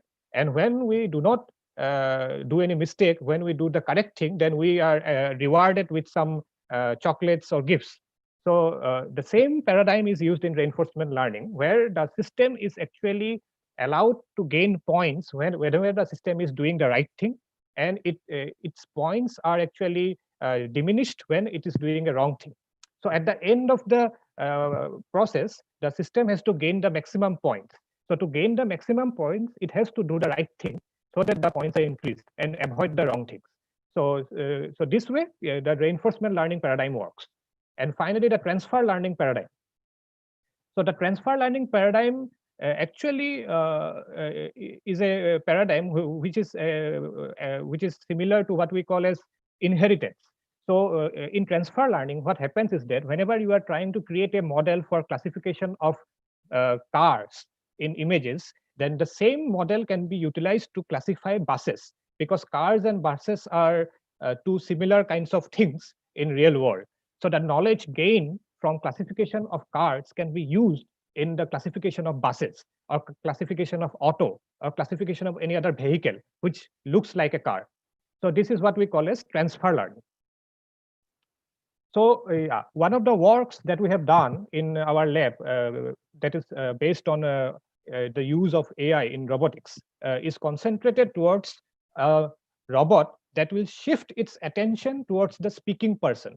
So this work is actually important in some kind of telepresence technologies where people need assistance from machines in certain scenarios, which I will show in my future slides. But for now, let us talk about this particular technology.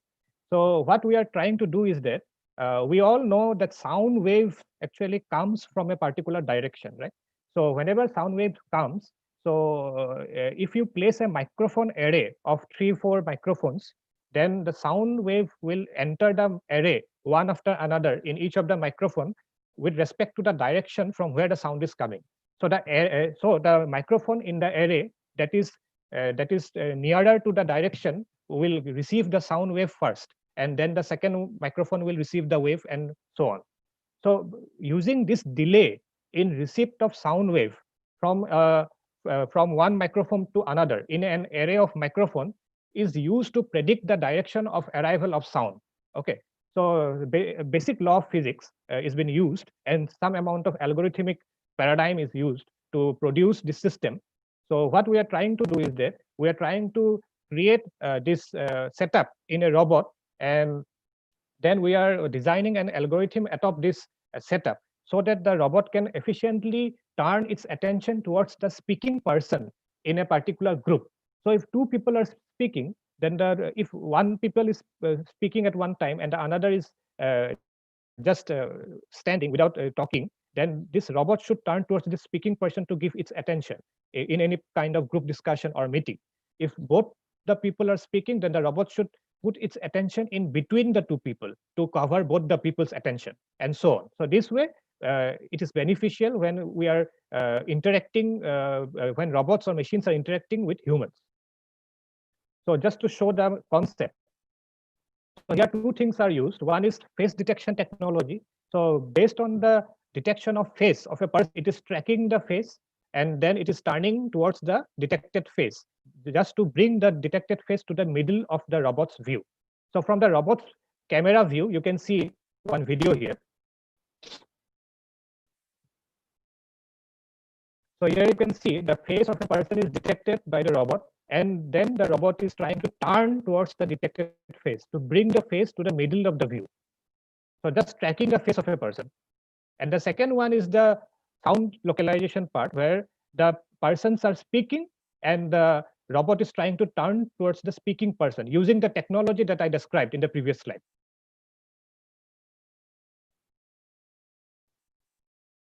So just wanted to share that this prototype is a turtle bot that is available in the market. So we are using this prototype for our research purposes, just embedding our artificial intelligence system into this hardware to test this particular concept that we have built.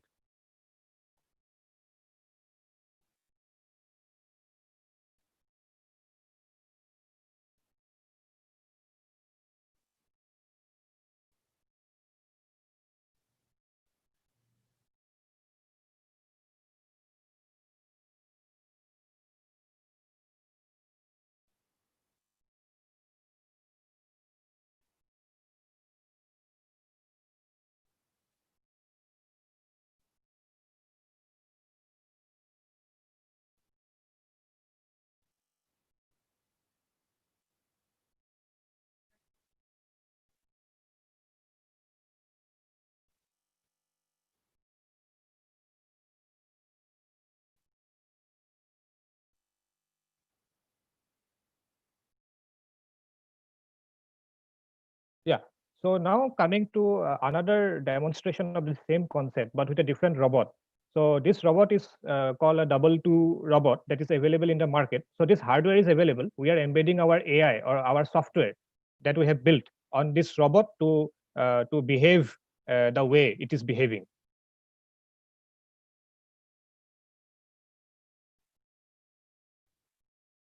So whosoever is speaking, the robot is trying to turn towards the speaking person by estimating the direction of arrival of sound.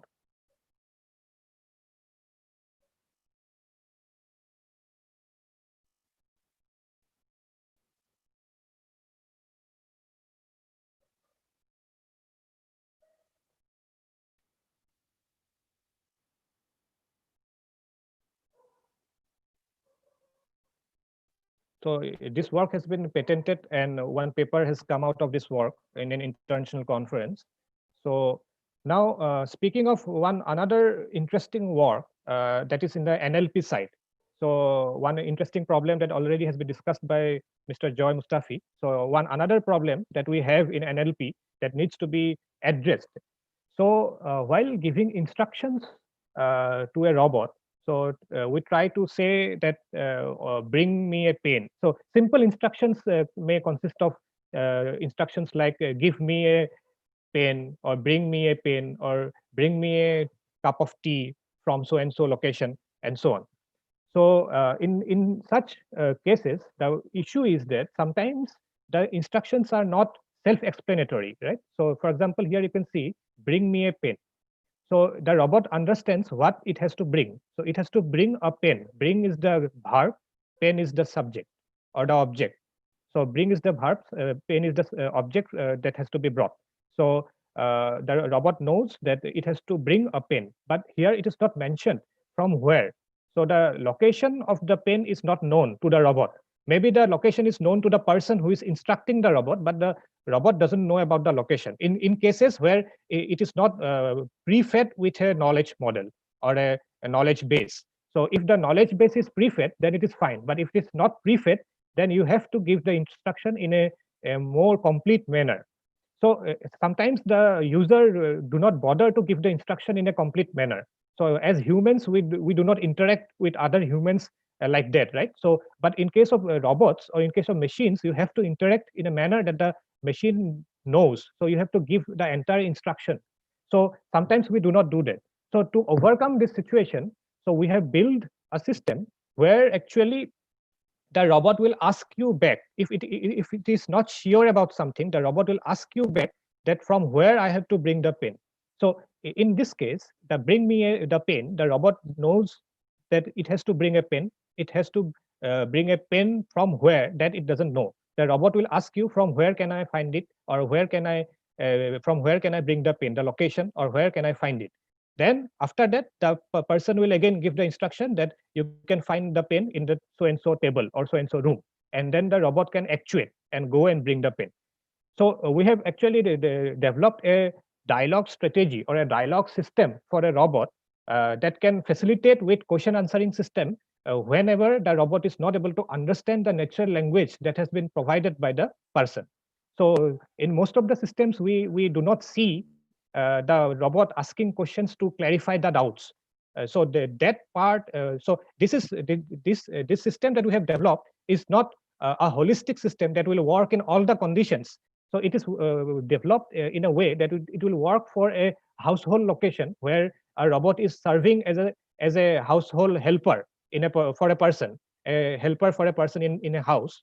So in those cases, our system or our NLP system can be beneficial. So one more problem in NLP that is relevant is that sometimes the same verb can mean differently. Okay, so here you can see, put the remote on the table. So this line actually says that the robot has to put the remote on the table. But the second line you can see, put out the light. So in the second line, the same put verb is being used to turn off the light. In the first sentence, the put verb is used to place the robot on the table, place the remote on the table. So the same put verb is used in a different manner. Okay, so as humans, we can actually know the difference between these two put verbs in two sentences because we have that common sense, or we have that intelligence, that inbuilt intelligence to categorize between these two. But as machines, this can be difficult for a robot to teach the robot to actually learn that put in this case is actually placing the thing in the table, and put in this case is actually putting off the light. So we have developed a machine learning model using supervised learning by training the model using many such ambiguous sentences to produce the model to actually facilitate the difference between this ambiguous verbs. Okay, so it is actually achieving an accuracy of more than 98% in the current scenario. But more has to be done, or more extensions has to be done for it to be a complete solution. But currently it is in the research stage, and we have achieved a 98% accuracy on a limited vocabulary. So these are the results that we achieved out of that work. So I'm not going to elaborate the results. The yellow one is our work, and the blue one is the current state of the art work, WordNet. So our system asks a lesser number of questions than the state of the art to resolve the problem. So in both the cases, you can see for ambiguous verbs and normal verbs.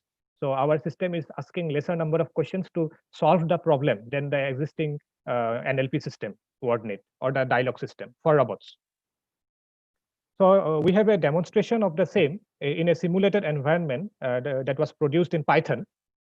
So here the scenario is such that we have a meeting room here. These are the chairs. This is the center table.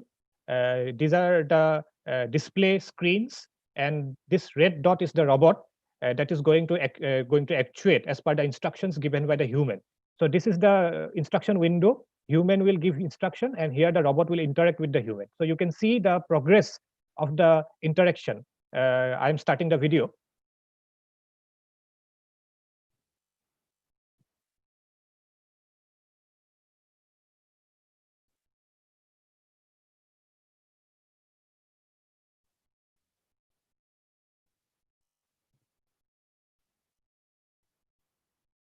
So here the robot is trying to say hello to the person.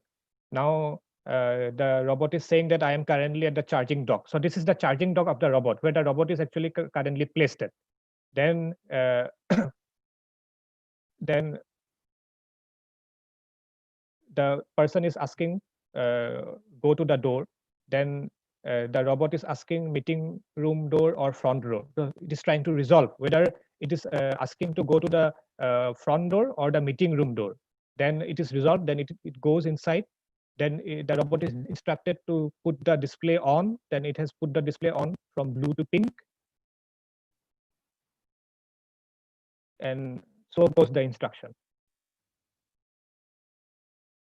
So this is the current simple demonstration of the work, that dialogue strategy that we have developed to interact with robot. So here the textual chat kind of a interaction is going on, but this can be easily integrated with a voice-based interaction. So just we need to put a text-to-voice conversion system. Existing text-to-voice conversion system will do a good job here, and we can directly convert the system into a voice-based communication technology. So yeah, now talking about the telepresence scenario that I have already talked about in the previous slide. So before starting this video, let me talk about what the technology actually means. So whenever there are some situations where actually a robot needs or a machine needs to be there in place of a human for some emergency situations, like in some disaster scenario, there is a risk of life for a human to go and do a surveillance. So in those cases, a robot can be sent, and the human can actually control the robot from a remote location, or the human can just look through the robot's eye to do the surveillance from a remote location. Then another example can be in case of schools and colleges, or in case of hospitals. Suppose the doctor is not able to come to the location to do the testing of the patients, or to attend to the patients, or a teacher is not able to go to the class to attend the class, or to take the class. So in those cases, so the video conferencing system is always there. But the problem with video conferencing system is that that it doesn't have mobility, right? So whenever a video conferencing system is placed somewhere, it has to be placed there. It cannot be moved from that point to another point easily. So if we have a robot, if you have a robotic conferencing system, also with some capabilities of operation, teleoperation that we say, then it will be beneficial for the remote attendee to attend to the needs directly through telepresence and teleoperation. So we have developed a software, an AI software that has been implemented in this particular hardware, double two robot, where a person can actually control this robot from a very remote location through his browser. There is a software through his browser. The software can be accessed, and then he can actually maneuver the robot from one point to another, from rooms to rooms, from one location to another location, and can be present virtually in that particular location. So one more demonstration of the same thing, but in a library scenario. So in a library scenario, suppose you consider that the librarian is trying to attend to some of the people asking for the books. So the librarian can always say that the book is on the so-and-so shelf, and the person can go and take his book from the particular shelf mentioned by the librarian. But won't it be beneficial if the robot or if a machine actually escorts the person to the shelf where the book is actually mentioned? So the mentioned book is present in an X location in the library, and the robot knows where that book is located beforehand on the basis of the knowledge base it is fed with. So the robot can escort the person to the particular location, and the person can actually take his book from the particular rack where it is present. So these are some of the applications of telepresence or teleoperation robots, and we are trying to actually create the AI part of this kind of robots, and we have patented some of the things that we have developed in the recent time. So yeah, this is the scenario that I described. So suppose a person is not able to attend a meeting in a remote location, then it can always send a robot from one point to another to attend meetings. From one meeting to another, it can maneuver, and then it can also participate in meetings where other people are also joining through different robots like this. Same case in case of remote teacher. The teacher is actually sitting at his home and is controlling the robot in a telepresence fashion and taking the class and maneuvering from one class to another.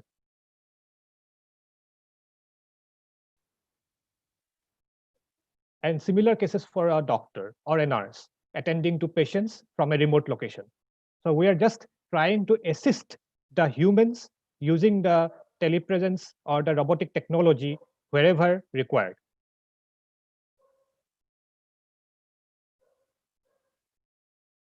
So in clinic also people can actually be there, and the doctor can be present from his home or from any another location in his clinic through this kind of a robot, and it can attend to the patients who are coming. So current scenario where we are working is the telepresence scenario. So the robot is trying to be present in remote locations on behalf of a person. But the future is that we will try to actually embed, or we'll try to put some hands into this kind of robotic system so that the operation part or the manipulation of the environment part comes to being. So the current scenario is such that the person will be able to be present in a remote location using such a robot, but it will not be able to act. It will be just able to look and hear to the environment, but it will not be able to do any action. So to produce the actions, it needs hands, actuators. So these actuators can be put into such a robot, and this is the next part of the work that we're trying to do in our labs. So I am happy to announce that we are actually collaborating with Hanson Robotics. So Hanson Robotics is the company who actually developed Sophia robot. I think some of you know about that. So we are collaborating with Hanson Robotics. So TCS and Indian Institute of Science Bangalore and Hanson Robotics, with three organizations, are collaborating to produce a telepresence and teleoperation robot. And we are trying to actually participate in a challenge called ANA Avatar X Prize Challenge that will be held in 2022. So we three organizations are collaborating and teaming up to produce a telepresence robot and to participate in this particular challenge. Now, one of the interesting works on the vision side. So I showed some of the works on the natural language processing side. Now, let us talk about some of the works in the vision side. So computer vision or machine vision is a very happening technology where the machine or the computer or the robot is given the capabilities to perceive the environment through its eyes, which are the cameras. So as humans, we can see our environment through our cameras, which are the eyes. So in case of machines, these cameras are the hardware cameras that actually are the eyes of this particular machine. Okay, so so we are trying to actually detect groups of humans in particular setups, so which are called F formations. So people try to tend to stand in a particular formation while they are talking to each other. So when two persons are speaking to each other, they try to stand in a front to front or a vis-a-vis setup. When they are looking at a particular screen, they try to stand in a side-by-side manner.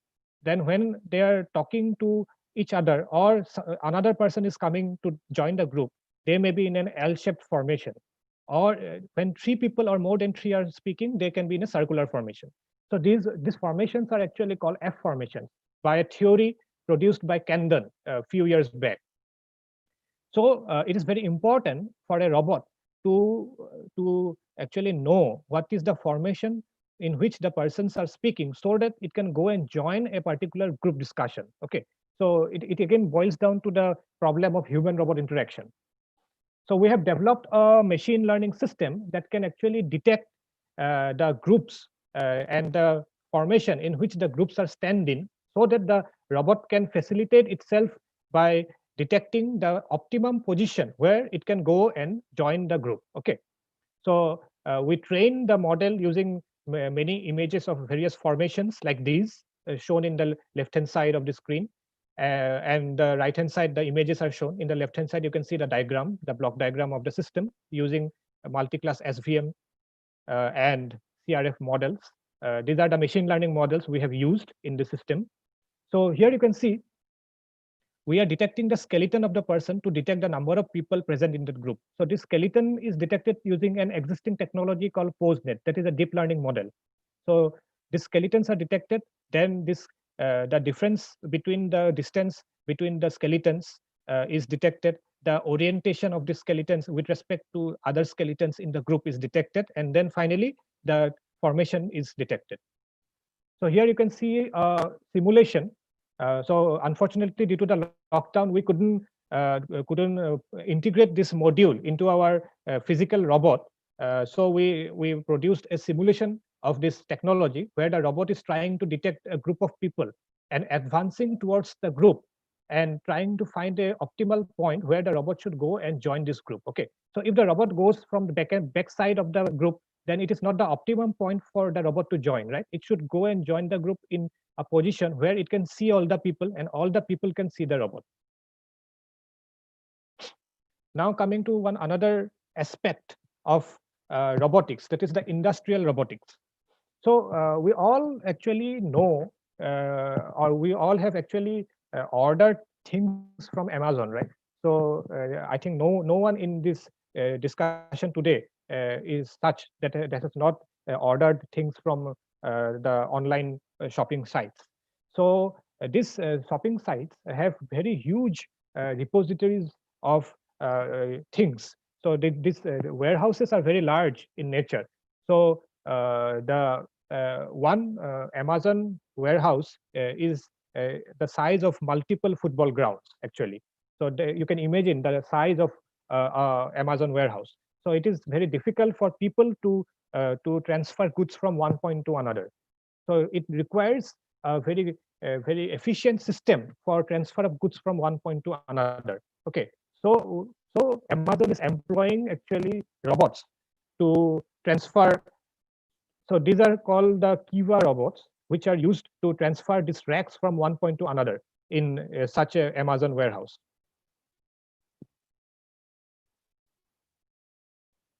So here you can see the Kiva robot is actually going below the rack. It is lifting the rack and then it is bringing the rack from that position to the location where it should take it to.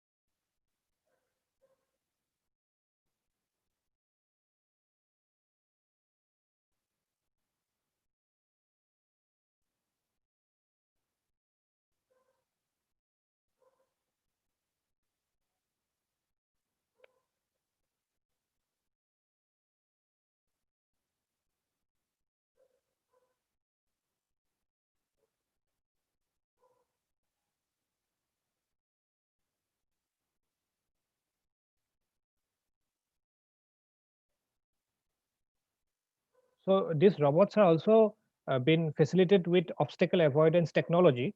So whenever another robot comes into the way of the moving robot, then it stops so that the robot passes and then it again starts its journey. Okay. So the main issue in such a robot is that it brings the entire rack from one position to another. Okay.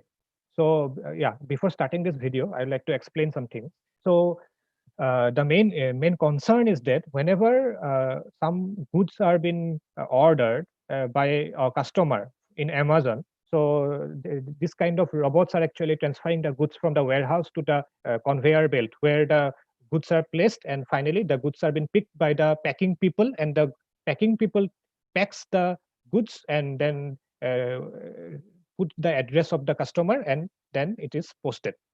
So the problem is that if one rack there are only one good is there in one rack and another good is in another rack, so one robot cannot facilitate to bring both the racks at the same time. It is only designed to bring one rack at a time. So it also signifies that in one rack maybe there are many other goods which are not been actually ordered. So it is unnecessarily picking up the entire rack.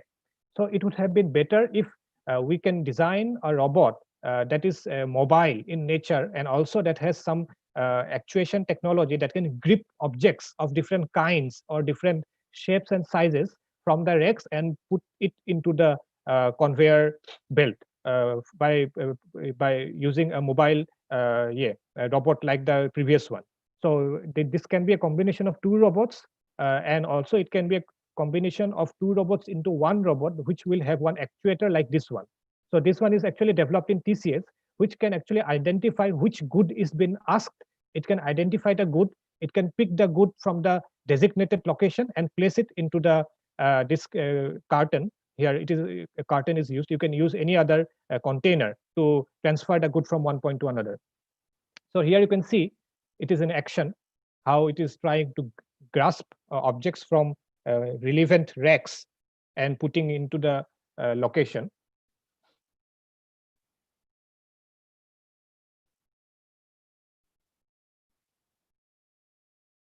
So it can pick even thin things and even thick things. So any kind of shapes, any kind of sizes can be picked by this robot. So it is using a computer vision technique as well as precise actuation method to actually do this job.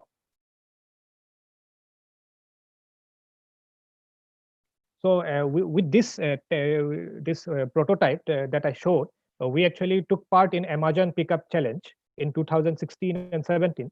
So we are actually proud to say that we actually surpassed MIT and Princeton University in ranking while we competed with these many organizations. So we actually took part with IIT Kanpur.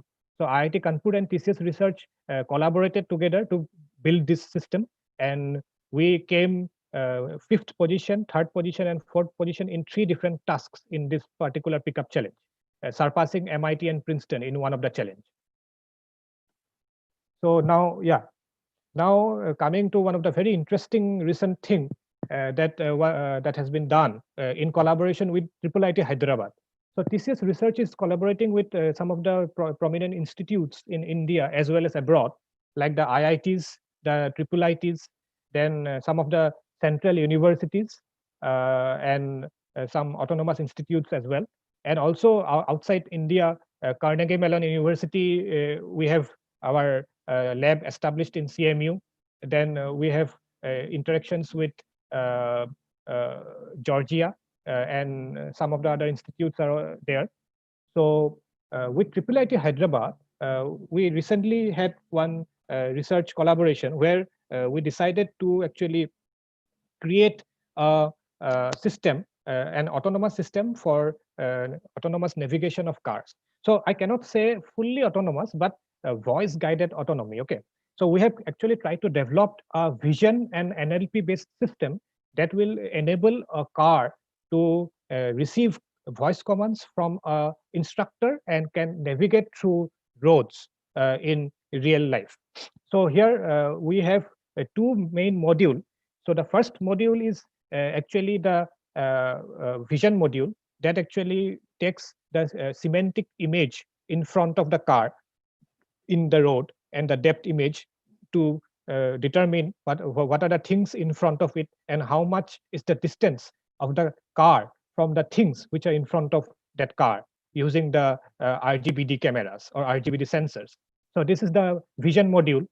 Then we have the NLP module. So the NLP module, what it does is that it takes input from humans, like take the first left at the crossroad followed by the third right.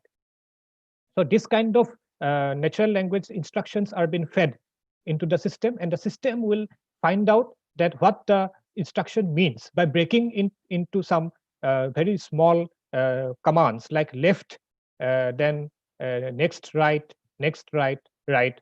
So what it does is that it tries to break the instruction and see what the person is trying to say. So here the person is trying to say to go to the left in the crossroad followed by the third right. So in the corresponding NLP system, it is trying to break the instruction and giving that it will first go to the left, then the next right, then the next right, then again the right.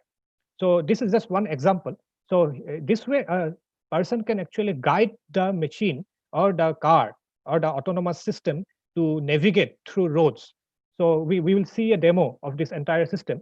So this system has been actually tested in some simulator, as well as it is also tested in a real life car platform by Mahindra. Actually, Mahindra's electric car platform is being used to test our system.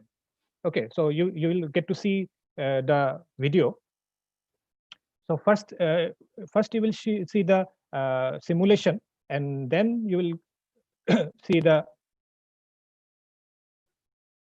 actual running. Okay. So this is the simulation where the human is actually telling to go to the left, then right, right, right. So the car will actually take the first left, then the first right, then the first right, then again the first right. So the human may be saying that go to the left, then you take the right, then again the right, and then again the right. So maybe like that. And the car will understand, and also using the vision module, it is determining the distances of the objects in its way while navigating from one point to the other. So yeah, this is the implementation in the real car of Mahindra, car platform rather. So here you can see that the steering is autonomously turning towards the designated direction by taking the commands from the user. Okay. So yeah, so this is another work where we try to predict the motion of a human. So given the history of motion of a human in a particular scene, suppose a person is trying to move from one point to another in a particular environment, then given the history of motion of the person at that particular point, the history of the direction where the person is moving and the speed in which the person is actually going. So taking these two things into the consideration, we are trying to create a learning model to predict the future position or the future location where a person is going to move from one point to another. So I want to show one video. So let me try to show the video.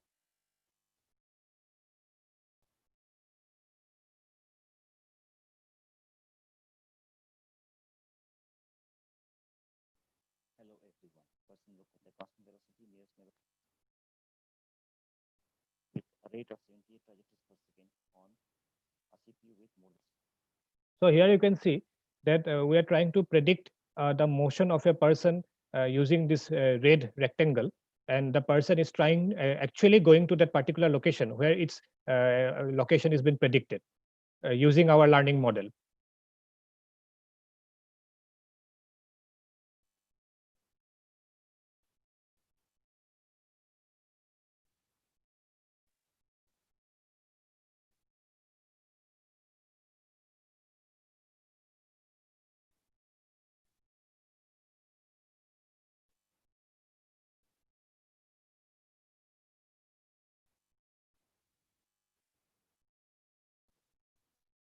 So this kind of prediction is perhaps beneficial for autonomous driving as well, where the system can predict the movement of people in the road or movement of such living beings in the road, and can predict their location after a few seconds or after a couple of seconds, so that the car can, or the autonomous vehicle can take actions beforehand, not to collide or not to go into that direction.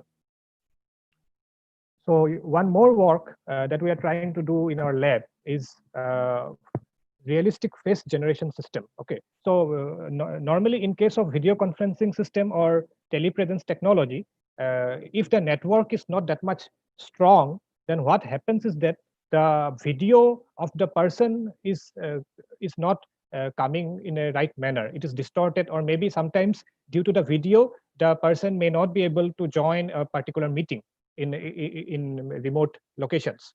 So what we can do is that we can actually produce the person's face in the other end without transferring the actual video of the person from one end to another. So transferring the video is a costly situation from over the network.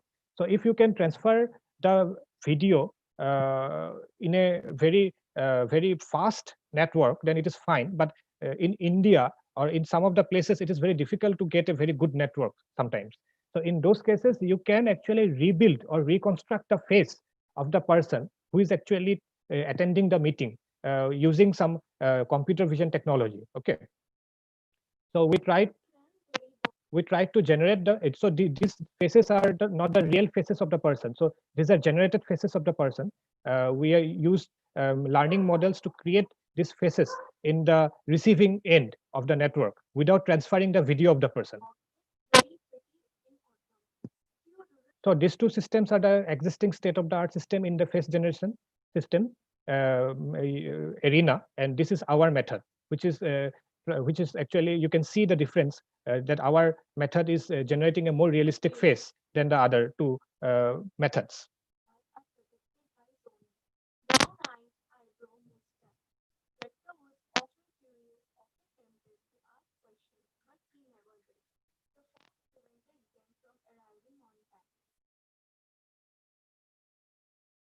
Yeah.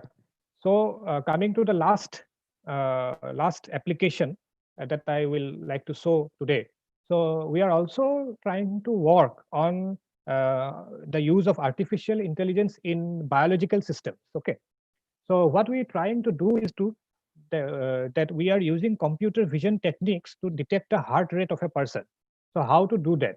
So we have developed a model that can actually detect the facial landmarks like the eyes, nose, the chin, the lips of a person, their movements in a particular point of time, and can detect the rate of the heartbeat or the heart rate of that person using this particular computer vision technique without even attaching any device to the person. So this is non-intrusive technology. So here you can see the video.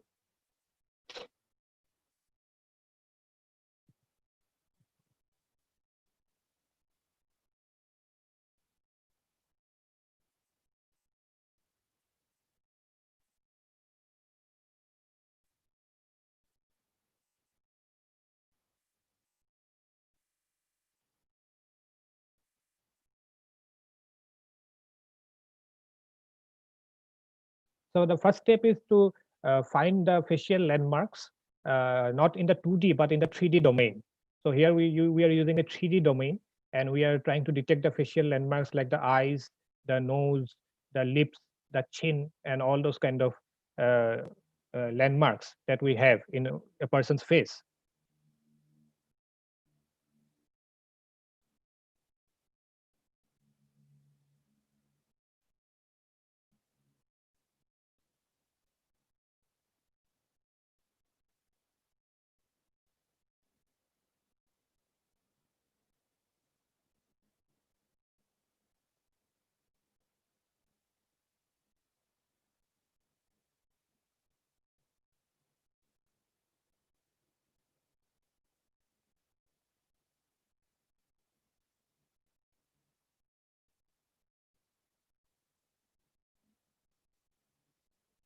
So after detection of the facial landmarks, the face is been actually trimmed out. The important parts are been trimmed out of the actual image of the person from the real-time streaming of the video.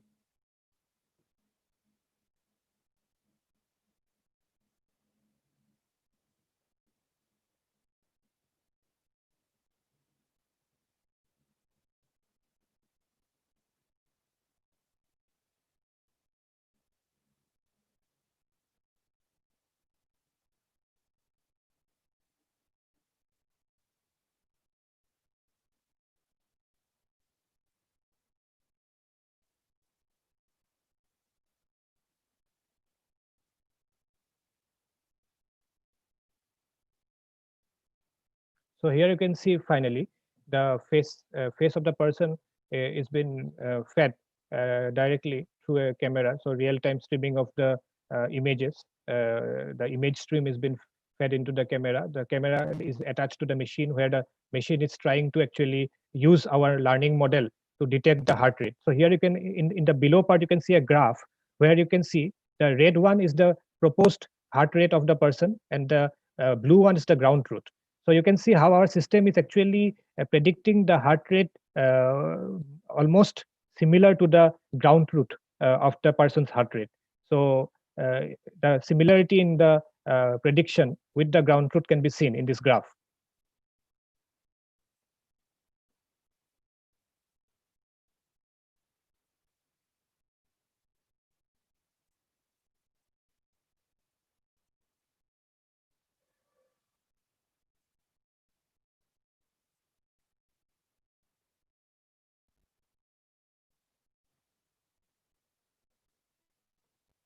So yeah, so these are some of the recent technologies that we are working on with the perspective of AI, and some of the perspectives are with robotics and autonomous systems, and some are related to biological systems. Some are some are used for AI assisted biological predictions, and some are for autonomous driving related things or autonomous navigation related things. Some of them are work on the basis of telepresence technology that is coming to spotlight, and with the situation that we are today due to the COVID-19 pandemic. So we can see the importance of telepresence technologies nowadays. So how the telepresence technology can help people, help the doctors, patients, help the nurses and the medical staff to maintain distance from the patients by using such a machine, by maneuvering that machine from one point to another on behalf of the doctor or the medical staff. The machine can go to the locations and can actually look at the situation about the patients, can take their temperature, can give some initial medical support, which actually the doctor is doing from a remote location, but the doctor is not present physically in the location, but using a machine to be present on his or her behalf. So these are some of the recent works on this paradigm of artificial intelligence that we are exploring in our innovation lab. I think with this, I can conclude this discussion. And if you have any issues or any discussions, or if you want to get clarification on any of these things, that you can directly mail me, or you can contact me in LinkedIn as well, or you can also visit my ResearchGate profile, where all these works are actually mentioned, and all the patents, all the papers that we have published are there in this ResearchGate profile. So you will get them directly in my ResearchGate profile. So yeah, so with this, I think I would like to hand over the session to the organizers. Thank you so much. Thank you, sir. Sir, for your very nice and very informative. I hope our participants will get benefit from your lectures. And as already we have taken a lot of time, so we have some few questions. We will not take all the questions, just few questions will be taken from the question answer section. Sir, if you are able to answer, or any of the this one expert able to answer, please. So some of the questions, just few questions I will be taking. The questions say first, actually it is fog computing. It is, I'm not skipping. What is molecular robotics? Can you, sir, explain? What is molecular robotics? Yes, sir. Okay, so yeah, so actually, what is molecule? So molecule is a part of our body structure, right? So molecular robotics means nothing but the scale, what we can say, the small the scale of the robotics that we are going to use. So in case of cancer, suppose some of the countries are trying to develop some nano robots which can actually be integrated into the body and which can kill the cancerous cells in the body to prevent the cancer from spreading in the body. So the scale in which we use robotics, so it varies from very minute level to very large level, industrial level, human size level, then the cell level, molecular level. So this kind of nano robots, which are being created and been tested in human body in some of the advanced nations in the world. So they are trying to create nano robots to inject them into the body of humans to actually work as antibiotics as well. Okay, so antibiotics or killing cancerous cells directly using this nano robots. So this is what we call as molecular robotics. So the scale in which we are using robotics, that is important. So yeah, I think that answers the question. Yes, sir. Thank you, sir, for your answer. And next question, I'm taking that what is AI machine consciousness? Okay, so what is actually consciousness? Consciousness is the presence of that element in the body which allows the body to know that the body exists. Okay, so consciousness in humans means the human knows that the human exists. So if the consciousness part is removed from the human, then the human will not know that the human exists. It will just be a body without any meaning to the existence that it has. So you know that you exist. I know that I exist because we have consciousness.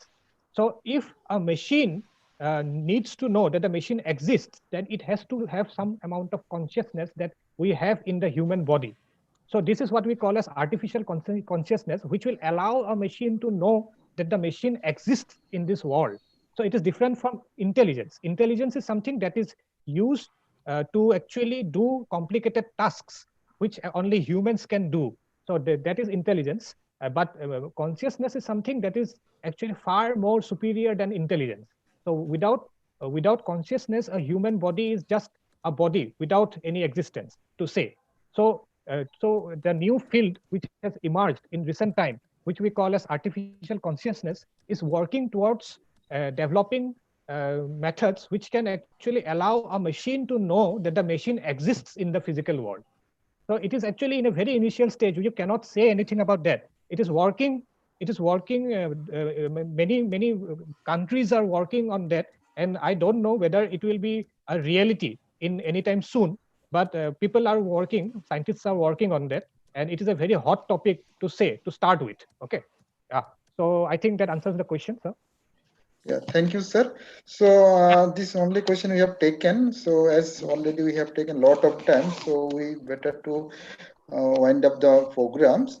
So once again, I just want to thank all the panelists here present and as well as the participant who for their patiently listen the webinar and actively participate in the webinar. I just want to thank everyone. And with this, we want to finish this webinar. Thank you once again, everyone. So we are stopping. Thank you, sir. Thank you, Rishabh. Thank you. Thank you, sir. Thank you, Somen sir, and all the participants. Thank you to all basically the participant, because it is a long webinar. So thanks to your patient that you have listened in the last, at the end of the last, and I think the very nice presentation, innovative presentation. We have learned lots of things that regarding the different kinds of application of the robotics are there. So really, it's a very interesting, excellent. Thank you all. So you are excellent speaker. Thank you, sir. Thank you. At this age, what you're doing is just nothing is better than that. No word is sufficient for you. Thank you, sir. Thank you so much. Thank you so much, sir. Thank you, Hope sir. we can associate with you many more times. Sure, sir. Sure. Also with Mizoram University. Sure. I'll be happy to do that. And thank you for inviting for this particular seminar today. Yes, you have another presentation, no, at KIT today. Yeah, at 6:30. I have time. No issue. I have time. 6:30. Okay. No more deliberation, so we can stop it here. Okay. Thank you.